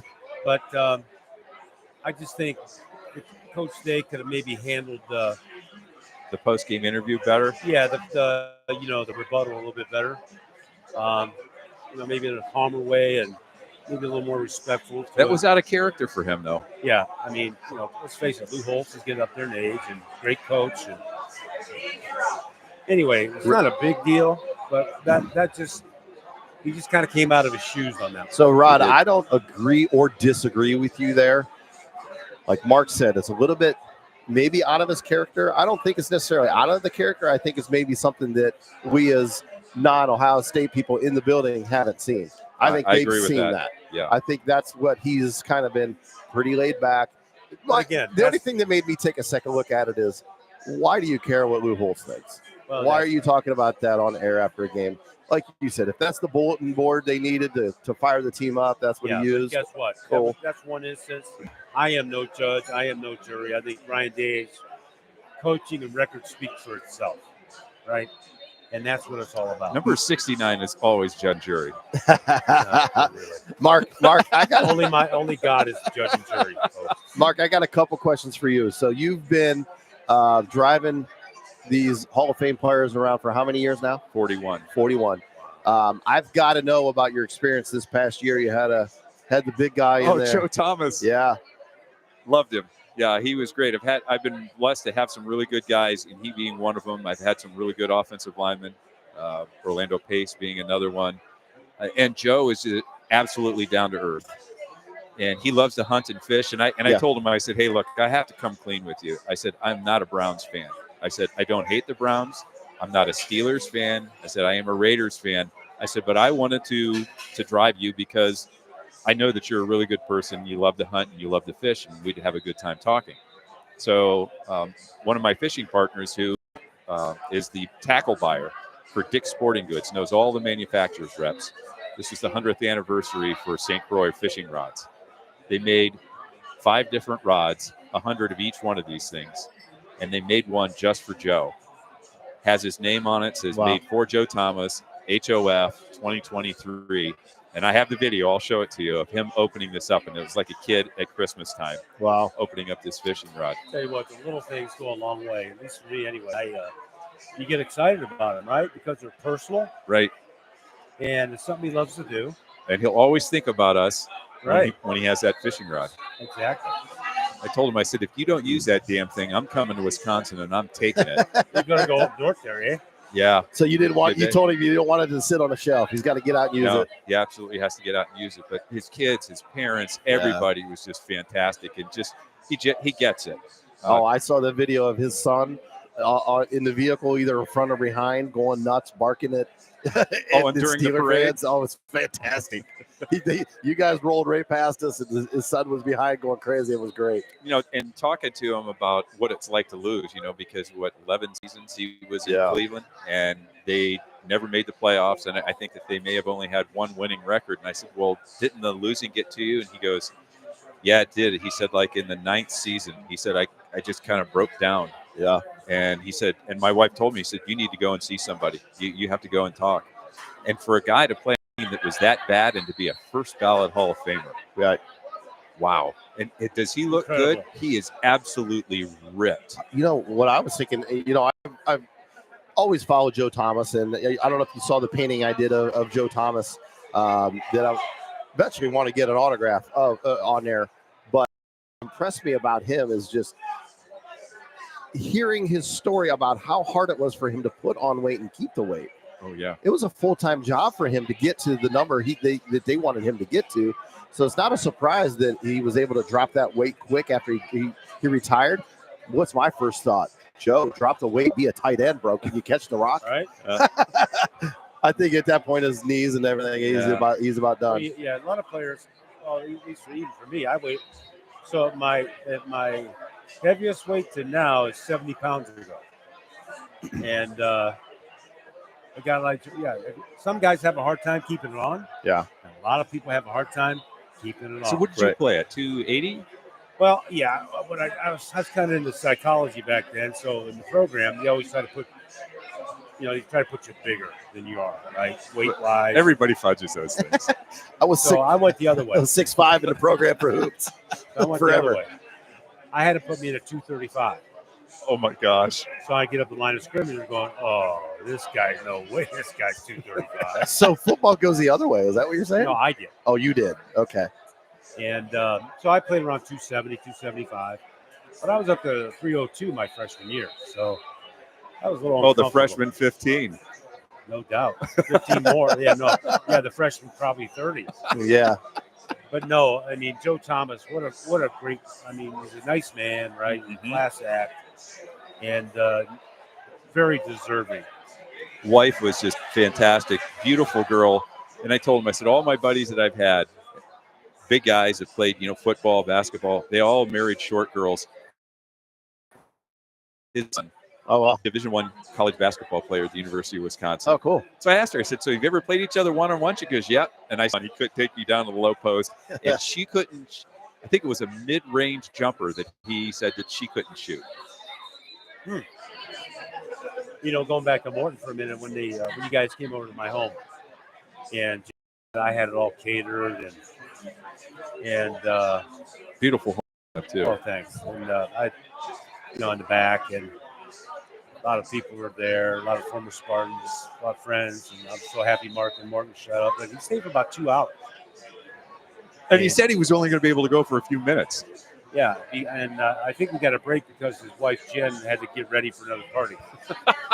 So, which is more than 15 minutes, I guess. So, his camera crew, he brought his camera crew with him. Right. So all through my house, they're taking, especially in the one room downstairs, where I might have some protective equipment. Ooh, well put. Saw the wheels turn there. I like it. Yeah, they were in there, and I'm just glad that was in Denmark. That's going back there instead of here in the States.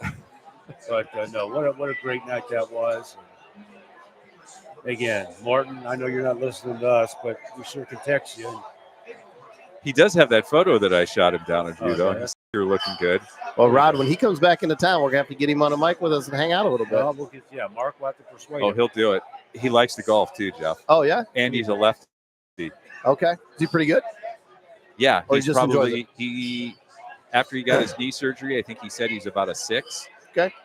Perfect. Yeah, he could swing it. So you, who was your first person that you drove, if you recall?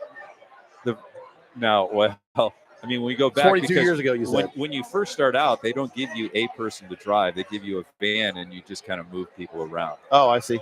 But that year, the Colts were playing, and Robert Irsay was alive.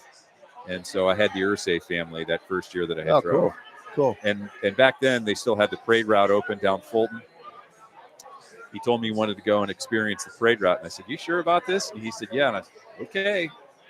So you got a big van, has the Hall logos on it and everything. And so you're stopped, and these people are coming over, and they're saying, hey, they want his autograph. And he says, I'm not signing anything. They start rocking this van like it's going to come over. And Like you're in the Middle East, right? he's screaming at me. He goes, you need to get us out of here. And I'm going, there's a guy in a car in front of me that's a foot in front of me. There's a guy that's right behind me. And I got a solid wall over here on the other side. I said, we're going nowhere right now. Wow. So then you eventually converted into driving actual players in the parade. Yeah, 22. It took me 22 years to get an enshrinee. And Dave Casper was my first person that I very. Yeah, a gentleman I used to work with, Daryl Dewan, played at Notre Dame. Daryl Dewan from Danbury, Connecticut. And he played when Casper was there. And he had nothing but great thing. They call him the Ghost. Ghost to the Well, it looks like we're coming the first half here, Jeff. Yeah. 28-0. Ohio State's up 20-6 with less than a minute left, so pretty much going to wrap that one up here pretty quick. Yeah, Penn State it doesn't matter if you score now. So, yeah. Rod, what does Antonio Hall tell his team in the locker room at halftime? You know what he tells them? He tells them, hey, guys, look, go out, relax, have fun, and they'll play better. In other words, they're all wound up, they're down. Coach Hall, I just say, look, guys, go out, stay focused, have some fun, and guess what? You know what? Let's get back in it. We'll get back in this game. I think if you go with that, that real pressure, rivalry, all that stuff, it's just going to put more agita on the players. Now, they already have it. They know where they are. I just think he needs to let them go play. Yeah. Yeah, it's always interesting. We talk about that every week. Adjustments, right? It's all about adjustments. I do a lot of basketball in the wintertime. I'll be over at Walsh University. Folks, you can catch me out over there doing girls and boys. I just heard the Akron, I forget the young man's name. I got to dig into this, but Akron transferred down to Walsh University, just dropped 32 the other night, and they went down to Florida and knocked off the D1 team. So Walsh might be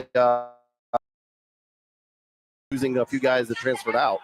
Jeff Young does a great job. JY is intense, man. I tell you what, we sit right where I do the commentary. It won't be this way this year, but last year, it's me on the mic talking about the game, and it's JY right here. So he hears everything I say. So it's pretty funny for him. Careful. He looks over a lot of times and he's like, yay or nay or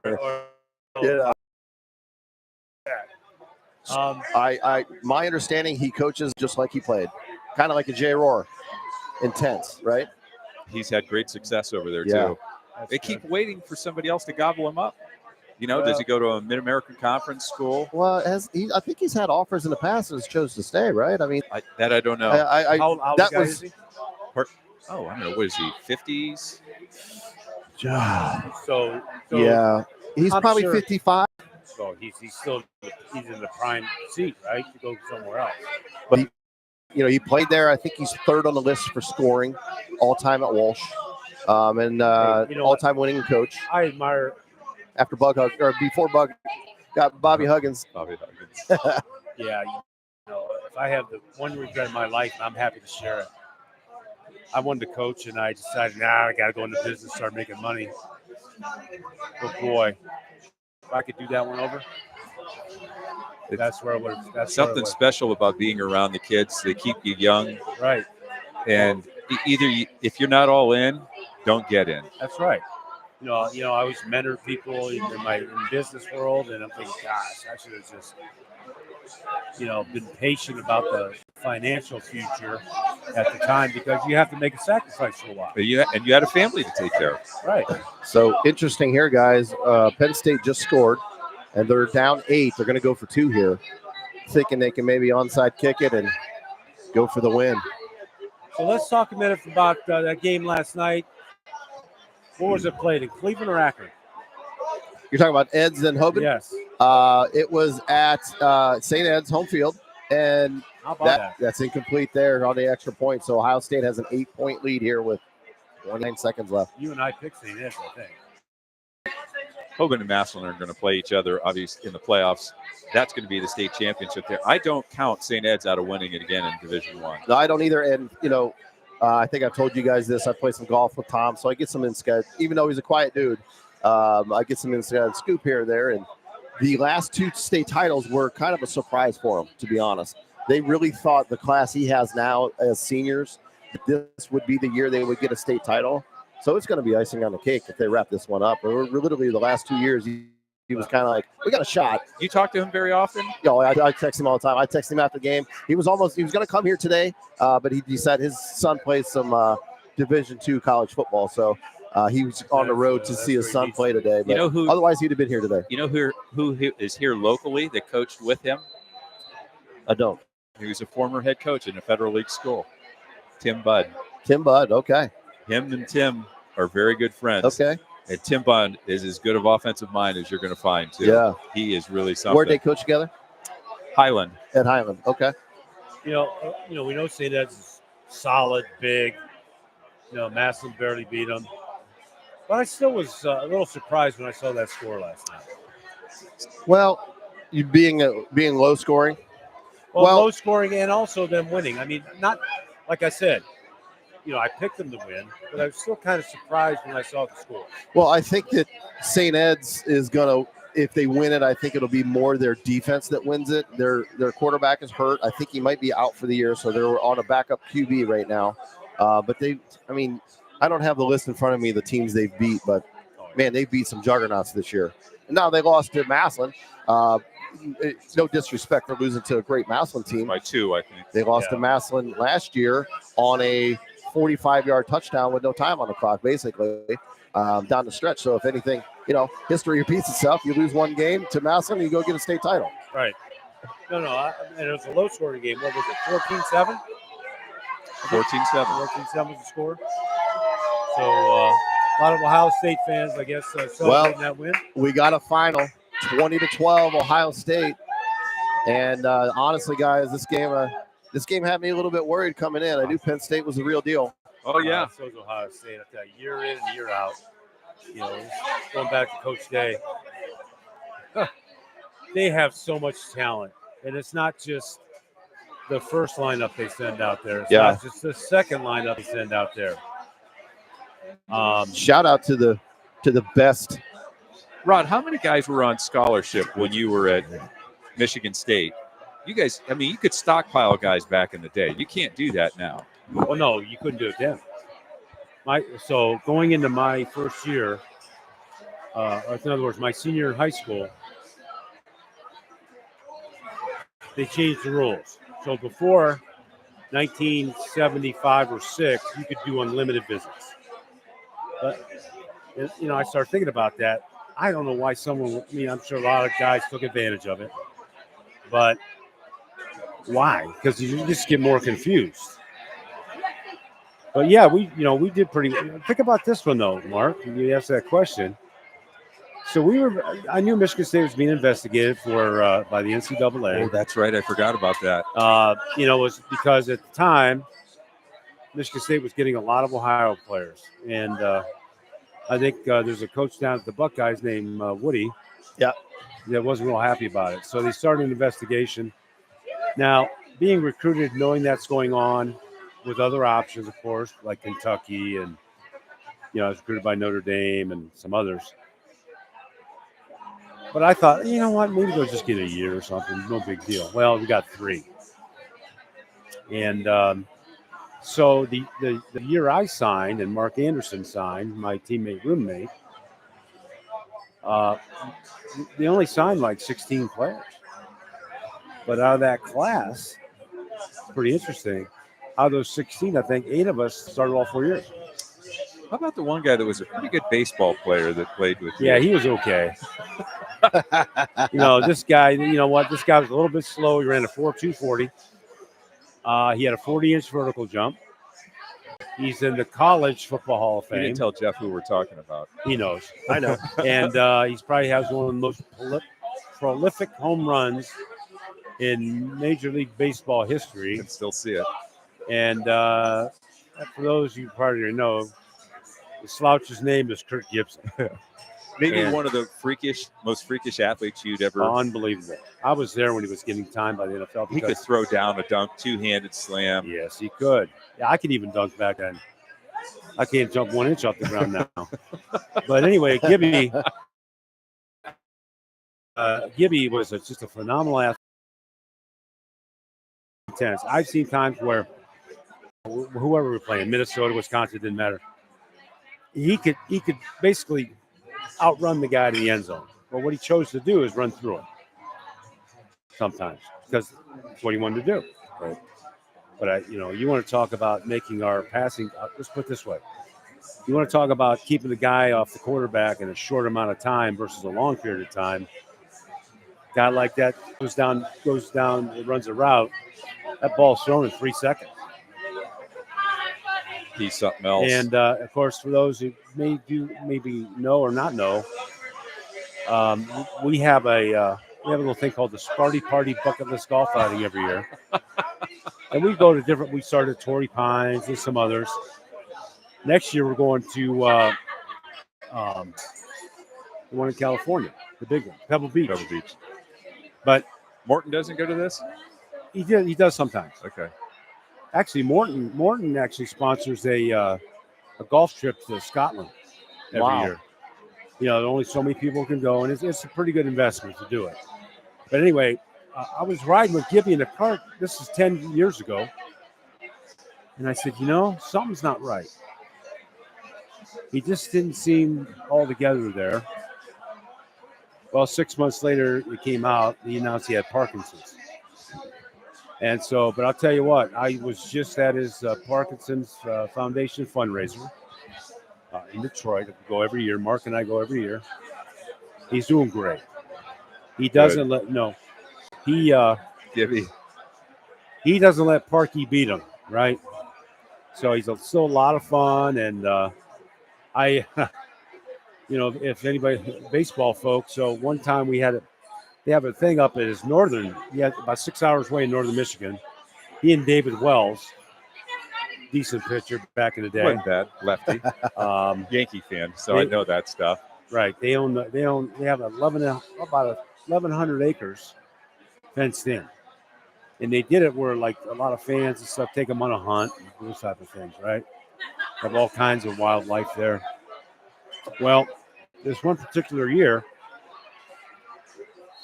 he asked me to stay in the big house where his place is. So about, less than 3 feet from me on the other side of this small room, there are bunk beds. Nobody's on the top of either one, but the guy sleeping in the other one's name was Alan Trammell. And Tram's a good guy. And, of course, Wells was in the house, and then Gibby's brother-in-law, Rosema. So it was a little bit, let's just say, lively. There's not much cooler than seeing David Wells pitch for the Yankees with the Babe Ruth hat he bought at an auction and the big baggy jersey. Well, here's the that thing. He would wear. He tried to. I don't know if I think somebody may have bought it. So the one year they had a big auction for the foundation. Wells had that hat, and that year I had a really good year, in business, and they had signed all the American League teams, all the National League team bats, separate. from National that League, year. but yeah, with like big names on, like Francisco Lindor and from every team. I don't know. So I end up winning the bats. It was a sum.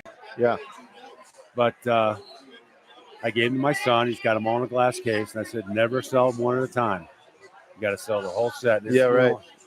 So anyway, we try to support Gib, and he's a heck of a guy. He's doing well, and thanks for bringing it up.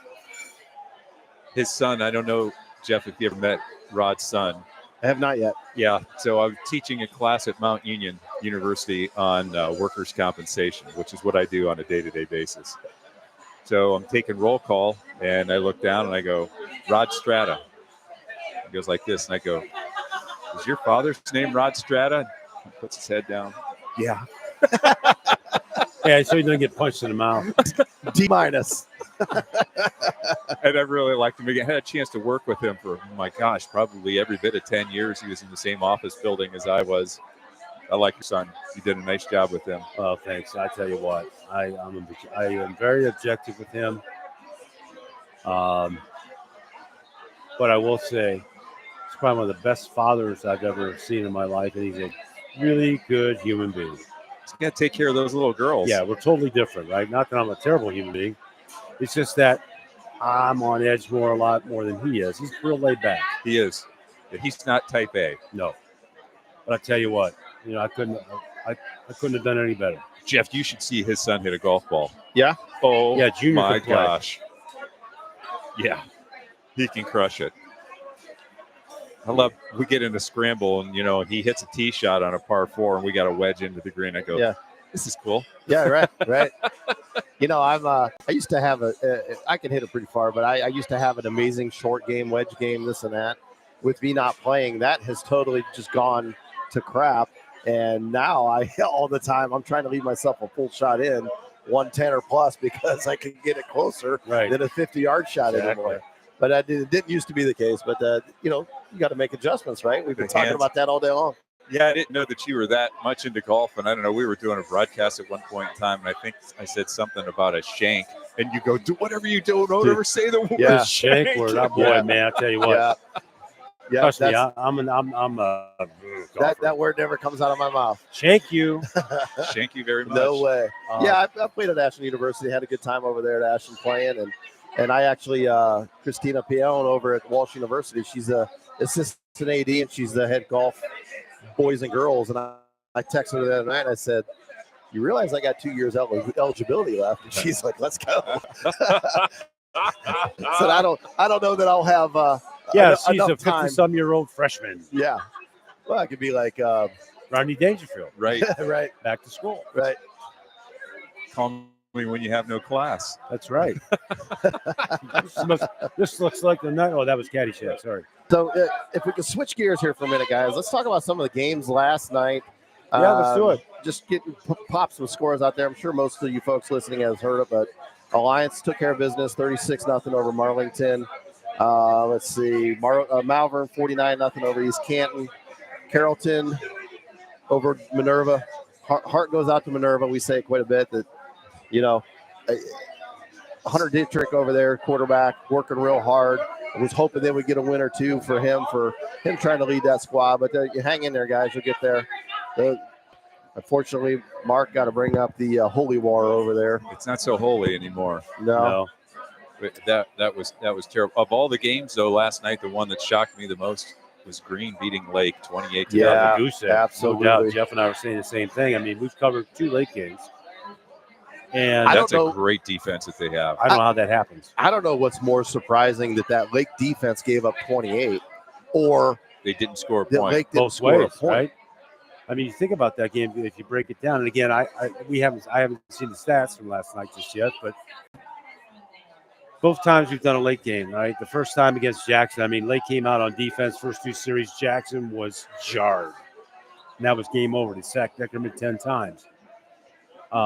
Perry game came out, like I said, a little sluggish, not terribly sluggish, but, Perry was moving the ball a little bit. But then after that, Lake just took over. To Perry's credit, though, they actually threw the ball quite a bit. But unfortunately, they had about 10 drops, right? Anyway, Lake takes care of business. But when I saw that score, Jeff, it was just hard for me to digest that one. Yeah, -1 yards in offense in the first half. Unbelievable. -1 yards. I don't know what happens in the Federal League every year, but after week 5, 6, just weird stuff happens. Everybody starts beating everybody. Glen Oak goes into McKinley and knocks them off. That was a shocker. Lake, great shot. Last week, it blows my mind how that seems to happen year after year. And we've even said it on our podcast, that look for it. It's coming. People are going to beat people you don't think will. And it's going to make the standings a little bit crazy. These coaches all know each other so well that are out there. And I think that one thing for sure here in Stark County, we have some incredible coaching. Oh yeah, absolutely. And I think what's happening down in the Columbus area and really to an extent even Cincinnati, they're starting to get better coaching down there. They've got the athletes. They have the numbers. I mean, you look at Canton, McKinley. I mean, we used to have 4 high schools in the city of Canton, and back then it was AAA, AA, single A. You had 4 AAA high schools that were functioning at one time, and now you're down to 1. Yeah. Right. Yeah. No, well, We're just Canton, contracting. Yes. Lehman, Lincoln, Timpkin, and McKinley. In Canton. 4 high schools, right. And I think we're going to see a running clock here shortly. Congratulations to the Buckeyes for getting that win. We'll see what happens with them if they go up.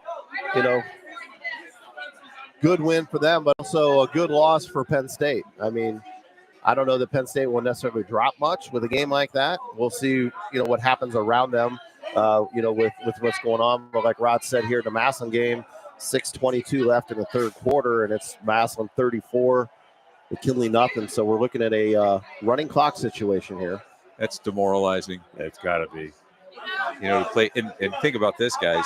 This is the 8th time in a row that McKinley has lost to Massillon. I think this may be. I mean, you'd have to go back into the 1900s and look at some of those games that were back then to see who had won. But I can't remember one that was longer than this. But this game has so many side stories when you go back. I mean, we talk about the recruiting that goes on. Right. Trust me, it was going on back in the 1900s. Oh, yeah, it was. And I don't mean just a little bit. I mean, we were flat out paying guys to play. Yeah. Well, I mean, how much? Massillon, I'm sorry to interrupt, guys, but Massillon, this is the second time they've had 2 false starts on an extra point. Yeah, I'd say their kicking game could be their Achilles heel if it would come down to it. Well, I tell you what, you know, Jeff knows this too. You get into playoffs and you get into some tight games, that 1 point will make a difference. Yeah, we say it all the time. Right? So the margin for error shrinks as the game gets bigger. 2 times I've seen, maybe it's more, but 2 times they've scored, 2 times they've had 2 motion penalties on an extra point. Yeah. So I go back to that, mental toughness, right? Yep. How's that happen? Yeah. You hit it. I don't think our guest wanted to admit to it, but when you have those types of penalties, They're mental mistakes. Those are mental mistakes. You know, call them emotional mistakes. But guess what? What are your emotions controlled by? Mental. You always have to know what the down and distance is. You have to know exactly what the play is, and you have to know that if you're in a position where you're going to get caught for holding somebody, you got to back off. Yeah. You know, you can't clip somebody. I mean, how many touchdowns did McKinley have called back this year because of penalties? Oh, yeah. Well, I can honestly say this, and I don't really care much about it now, but back then, out of 40 games, I had 1. 1 holding call. 1 holding call, 1 motion call. How that many means I got caught. Hey, wait. No personal foul calls, Conrad Dobler? No. I had a couple clips. No, because why? Even then, think about this one. If that defensive lineman got past you, as long as he was within 3 yards of the line of scrimmage, you could clip him. When did they change that rule in the NFL? I don't know. They may change the one. Howie Long, the Raiders played against the Niners, and the Niners were taught the offensive line to cut guys at the line. That's right. We were taught. So, right. So you mentioned Conrad Dobler. So it just so happens my offensive line coach, C.T. Hughley, full-bird retired colonel, Green Beret, 20 years in combat, to Korean Nam. Guess who he coached at Wyoming? Conrad Dobler. Oh, my gosh. So I had the same coach. So Howie tells the story that he was so pissed off at the fact that they were getting cut on the defensive line that he walked into the Niners locker room. And he said Eddie DeBartolo balled up in the corner of the locker room because he thought that Howie was going to wind up killing him. He wanted to get a piece of those offensive linemen.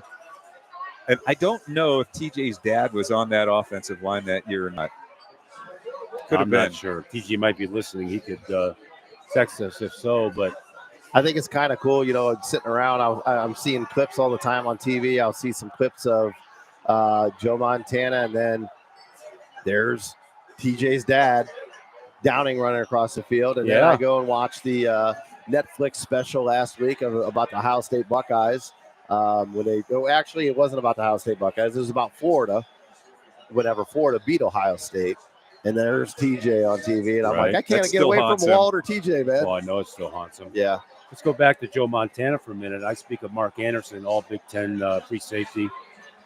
Was a quarterback at Akron Springfield, but just so happened, I think it was in 1977, he picked off Joe 3 times in one game. Wow. Would have had 4. His shoe came off. The other guy got one. So, of course, back then we played Notre Dame every year. It wasn't a on and off schedule.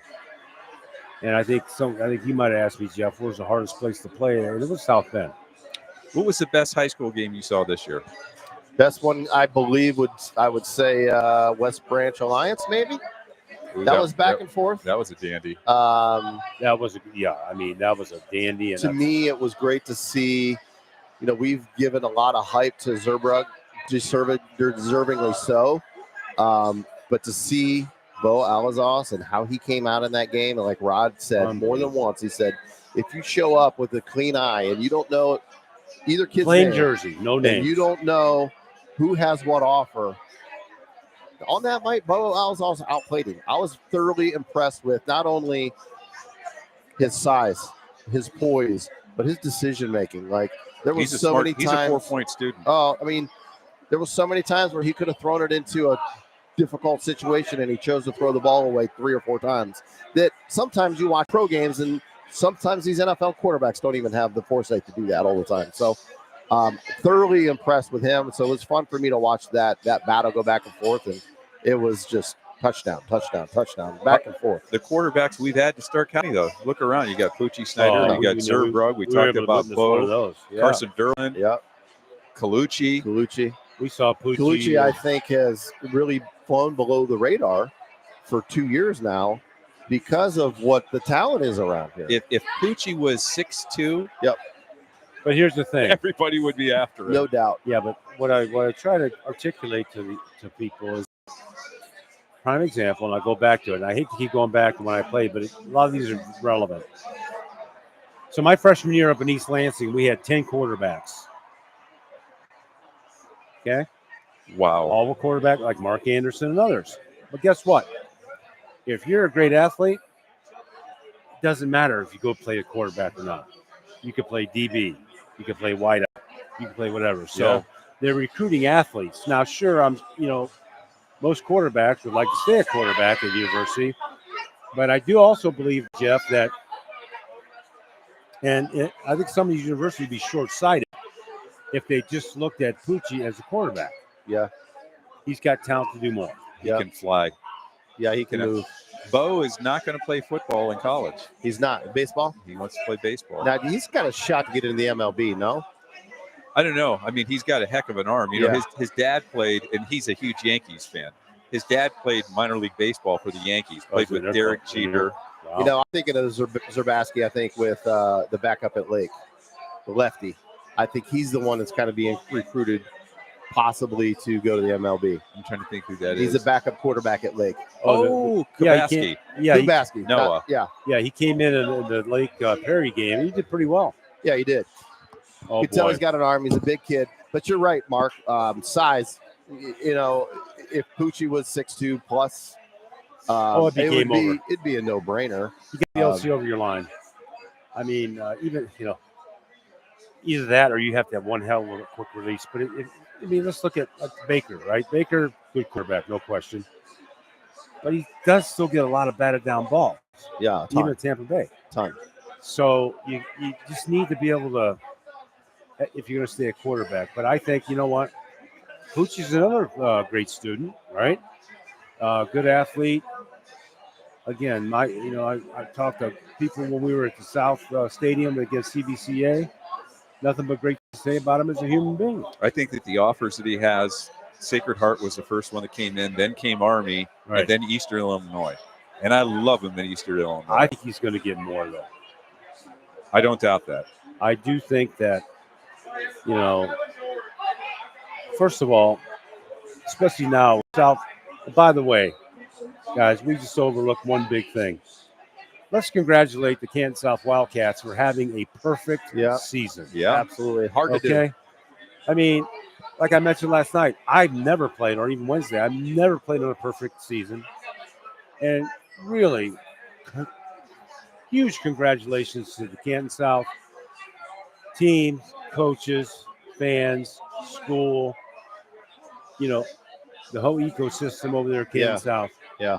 What a great season for them. Well, that league title they won last year that they shared with 5 teams in the pack, that was the first league championship they had in 59 years. Holy mackerel. I didn't realize that. Wow. So I was asking Matt Dennison, and I said, how long has it been since you outright won a championship? He goes, I don't know the answer to that. Wow. Well, I'll tell you what, they've always had kudos They've to had them. athletes. Oh, they've always had athletes. I played against Kirk Barton Sr., and unfortunately he's passed away. And Mark Miller was down there. Yeah, Mark Miller, some other. Greg Williams, the tight end who went to Syracuse. He went to Syracuse. We beat him 49-14 in 1978. He was on that team. But yeah, Kansas South's always had good athletes. But I want to just focus on now. I mean, I just think that is that's an accomplishment that is really percentage-wise against you hard to do. Watching this McKinley Massillon game now with a running clock, you still have your starters in from Massillon right now. No, absolutely not. He does. That's DeJuan Owens that just got taken down there. I think that's it. You're playing with fire now. Yeah. Well, interesting there. I had the saying that pigs get killed, hogs get slaughtered, right? So he probably needs to take some guys out of that game. That's right. It's true. Mark, one of the points I was going to get to about, we talked about Poochie Snyder, if he was 6'2 plus, where he would go. Let me throw some numbers at you and about an athlete, and I was telling Rod about this last night. All-time receiver, leading receiver in school history. Last year caught for over 1,000 yards. Also is third in scoring in school history with 1,024 points in hoops. Has a runner-up state title in the 800 meter, and also a state title in the 800 meter. Brody. And yeah, you already figured it out. And 6 first team All Ohio, first 6. Yeah. Now you take those numbers, you take that talent, you put him in a bigger body, he's going wherever he wants. Yeah, and as good of an athlete, I think he may have been a better person too. Oh, just a great kid. Young man. And we first game at Fairless, it was the audio got crazy. I had him on a mic along with Dom Gamer and Luke Yoder, and I'm almost sad that I don't have that audio, because to have those 3 young men, and talked about Rod, and you're proud of St. Aquinas, you're proud of Perry, I'm proud of Fairless, and what we have there. An example, we're sitting there, Rod, and a little girl come up, she found $10 on the floor. And she reached up and handed it to the announcer to say, this was dropped. Ask who lost it. So to see things like that in the community. Wow. I'd have been running. No, you wouldn't. You'd have given it back. No, Rod, that's Southeast End Mark. I'm gone. After you bought some nachos and cheese. Yeah, right. But my point is, it's a lot of times I think some of these kids are getting recruited on what their high ceiling is versus what they are. Right. Well, and it's a business now. It's more of a business. Jeez, in the NCAA. I might have a reparations case coming up here on name and likeness and getting paid. But but no, it's a business, right? But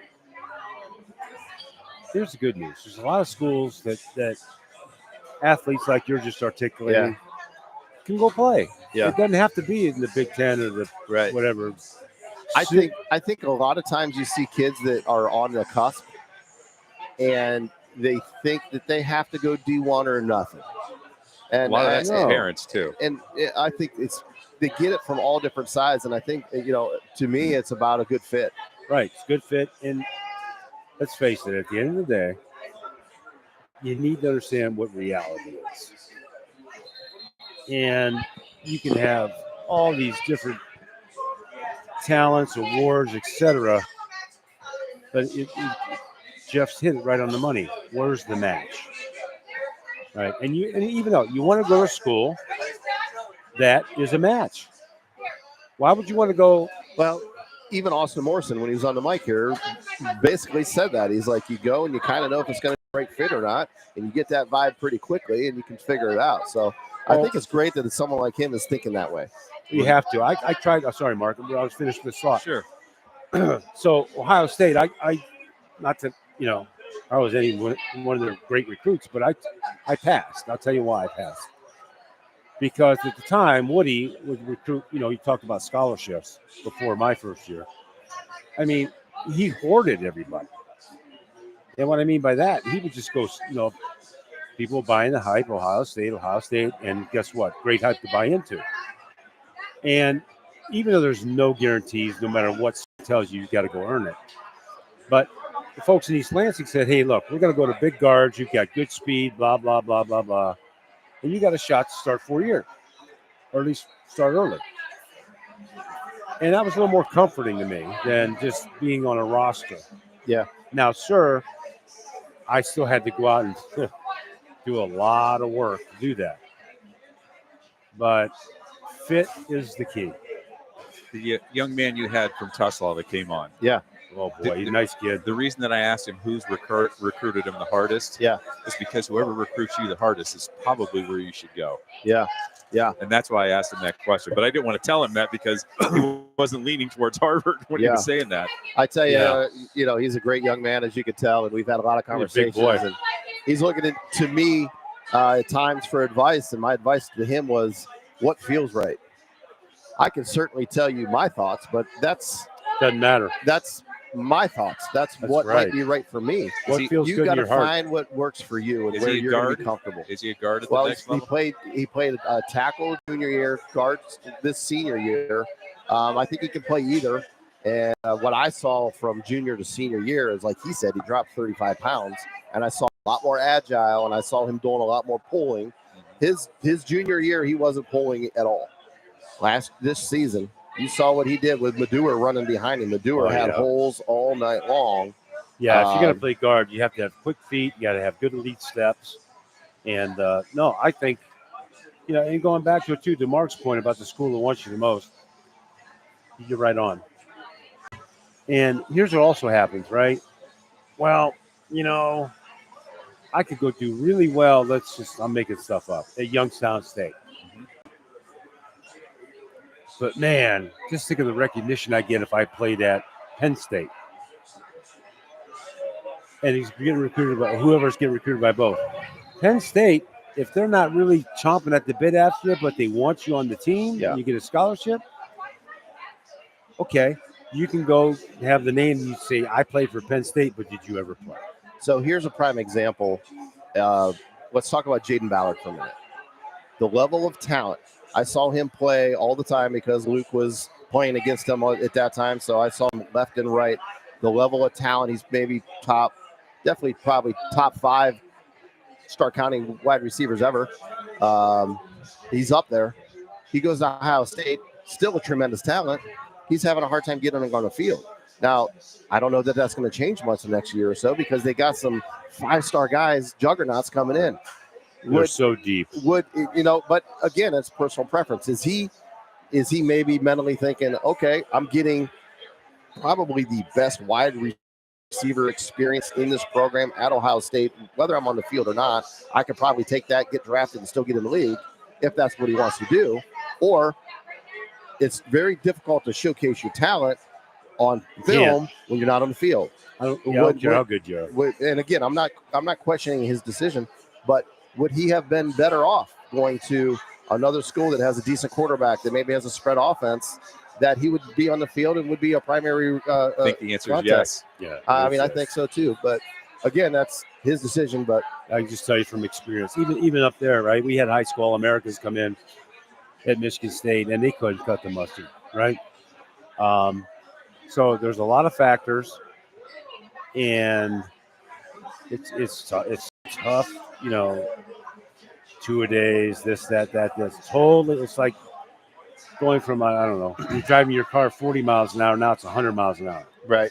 And you're in the middle of it all everything's going so fast. But you're right, Jeff. I mean, the choices, look, certainly it's easy. I go back to this Theodore Roosevelt quote, a piece of it where it says, The critic doesn't count. It's the man in the arena, right? Yep. The one doing all the work. And if you can get rid of the noise, take the ego, put it aside a hair, and it's hard to do when you're young. I know that for a fact. Yeah. And then you kind of line up, right, to the right school. And guess what? How many pro players have come out of very small schools? Yep. Right. There's a lot. You wonder, when you look at their background, I came, whatever it is, I came from Southeast Alabama. That, right? So Yeah. it's alignment. You're Well, right. Jerry Rice, look where he came from. The only reason he got drafted is Gibbs was in a hotel room watching his game that happened to be on TV. He was recruiting another player, and it was in the hotel and saw Jerry Rice's game on, and he's like, I need that guy in my offense.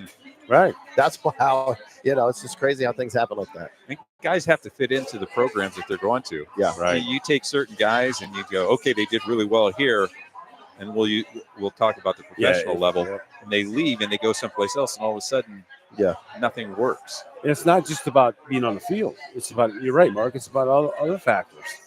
Do you fit into the culture? Is this culture, the offense, another great example. I'll go back to Kenneth Walker.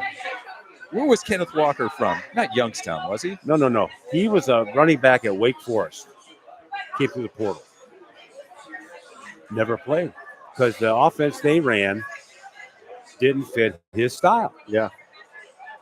Kind of hard to imagine.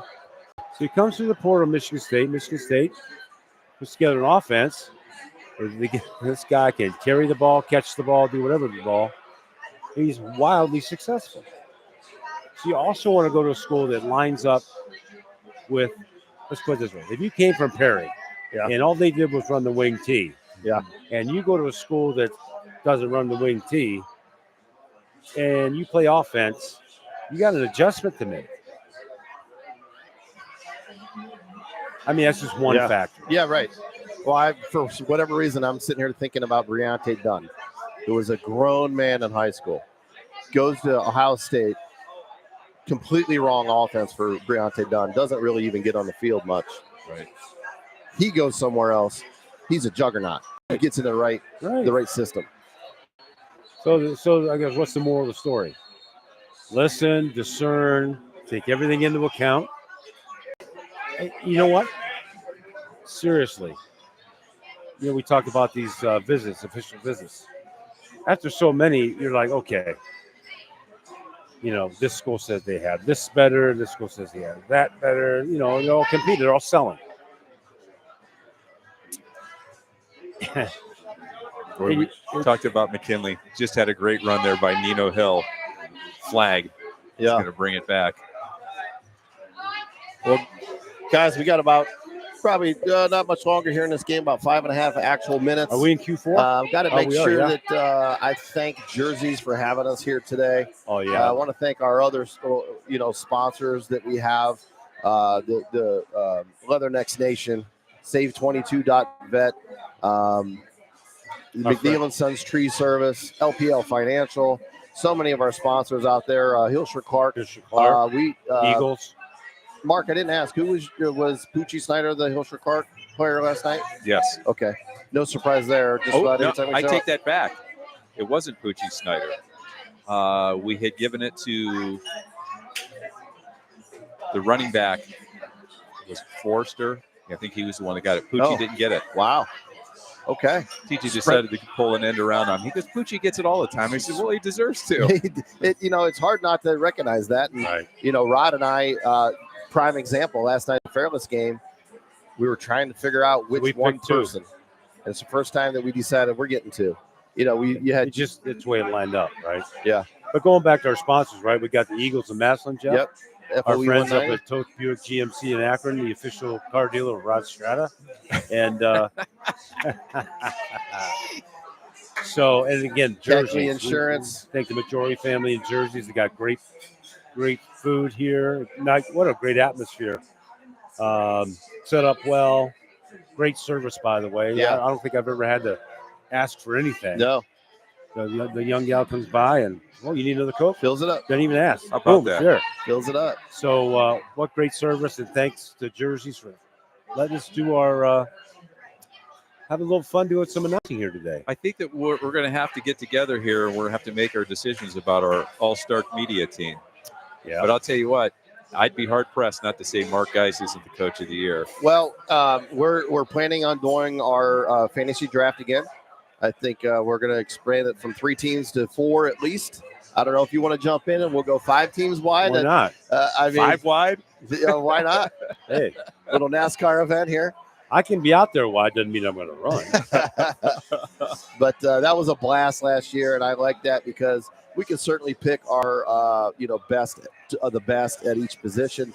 But I thought it was fantastic for us to be able to recognize multiple talent at every position. You know, Chaz Groski, I told you, as you guys know, I talked to him quite a bit, and he made a mention to me of, it's always the skill guys getting these recognitions. That's I'd like true. to see the offensive linemen, and I said to him, you're not wrong.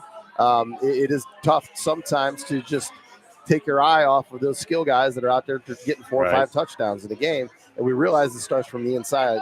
A lot of times no one's going anywhere unless somebody's blocking, and nobody's scoring unless somebody's playing defense. I think Chaz would have got it on the Tuslaw side if they would have been able to get the W against Fairless last night, the way he was opening up holes. But talking about that Fairless game real quick, that Gio Moore had an incredible knockdown interception on a screenplay inside the actual 20 of Tuslaw. Yeah, so very next play, punches it in on a reception, gets a touchdown, had a second touchdown. But really, the most impressive of first game, Nino Hill. I'm sorry, not Nino Hill. I got Nino Hill on the brain because I'm looking at him. Peter Killey, running back for Fairless as a junior. It's the first game he's been healthy all year. And boy, did he look it. 15 carries, 233 yards, 2 touchdowns. Nice looking running back. And, we went through the age of a lot of these guys at Fairless. It's like a lot of other schools. Last year seemed to be heavy seniors across the board with all these Federal League and all these Pac-7 schools. Mm-hmm. A lot of schools come back with younger guys, especially on the offensive line. So the next 2 years is going to be real fun, as it always is here in Stark County, seeing this local football. Everybody's Jeff, going to reload. we have other sponsors, I think you thank, or yeah, we got a few. If you want to hit some there. Yeah, we talked about Hilscher Clark. We talked about Save 22. We talked about Eagles, FOE, Massillon, Toth Buick, GMC, Chris Vallis and Associates, H&H Truck Parts, Chris Vallis, young Chris Vallis, Rod Strata. Hey, how you doing, buddy? I used to see Chris out and about back in the day. So I know we have plenty more to thank, and we can't do this without you folks, the sponsors. And trust me, we are extremely grateful. We are humbled by your support of us, and we hope that you'll continue. Lindsay's Pizza, McNeil and Sons Tree Service. Yeah, you guys, John's the man. You guys know him pretty well. McNeil and Sons Tree Service. We mentioned LPL Financial, Apex Surgical, H&H Truck Parts, Miracle Motors 42. We brought up Hilscher Clark, who sponsors our game. Also, Trident Restoration, Simon Says Promotions, Stark Market, CH Vallis and Associates, Keckley Insurance, Walsh University, and all our friends over there with the veterans in the Leatherneck Nation MC, the Medusa chapter, the Sam Center, and Save22.vet. We got a final here. We got a final. Massillon 35, McKinley nothing. I think that's the range I was thinking of. I thought it might be, and I'm sorry, folks. I am just an analyst these days. I thought it would be in that range or 42. 35-10 was my prediction. 35 on one side. Yeah. I kind of thought that Massillon would cover, and we got a scrub up here. Really? Even after the shaking hands part? Yeah. So somebody probably did, hey, you're not shaking my hand, and there it starts. Yeah, something like what we saw last night. Rod, you got a senior, we won't call them out, but sometimes those seniors that know they're not going to play any longer. Call out what happened, Mark. Think about this. I don't want to bore anybody. We got to go, right? This guy from Tuslaw. Now, Tuslaw, right, Jeff? So, Fairless offensive lineman. Okay. Oh, this is getting ugly. Is it? Let's take a look. It is. Oh, boy. Well, I guess now we're at that emotional mistake. Anyway, The Tesla, was it the fearless offensive lineman? Anyway, it doesn't matter. The one lineman pulls the other face mask, has his hand in his face mask, tries to drag him back 10 yards and rips his helmet off. He got thrown out of the game, of course, but there's no room for that. No room. Well, it looks like this is getting cleaned up a little bit. Hopefully. Yeah, trying to get everybody like a wall in between them there. Yeah, I see. Well, you know what, guys? It's great always spending time with you guys. And hey, before we get out of here, though, Rod. Yeah. Happy Sweetest Day to our significant others. Yeah. Well, I don't have one, but happy Sweetest Day to yours. I'm happy. Your granddaughters. My Giada and Sophia. Mark, I'm happy I sent the text to the wife before you brought that up. So I at least look okay. You guys, you know what? You guys are still reading the playbook well and executing. Thank you, Coach. Like so I'll say this before we head out here. Every week we do our weekly podcast that we film on Wednesday evenings, and we get that uploaded usually about Thursday afternoon, and we go through the weeks, the games we saw for the week. We go through the upcoming games, and this week we'll be featuring the upcoming playoff games that we're going to see round one, which is going to be, as always, real interesting. We don't know what games we'll be at yet. Right. However, we will be at 3 games like we are every week. And we may even add some video here this time. We'll see if that comes to fruition. But final thank you here to Jerseys and Chris Majori to allow us to sit in our house all day long and take up some space and put this game up. And you've been listening to Stark Media YouTube stream. I'm Jeff Tyler, Rod Strata, Mark Milano. The infamous Mark Milano. Have a great night, folks. See y'all. Have a great weekend.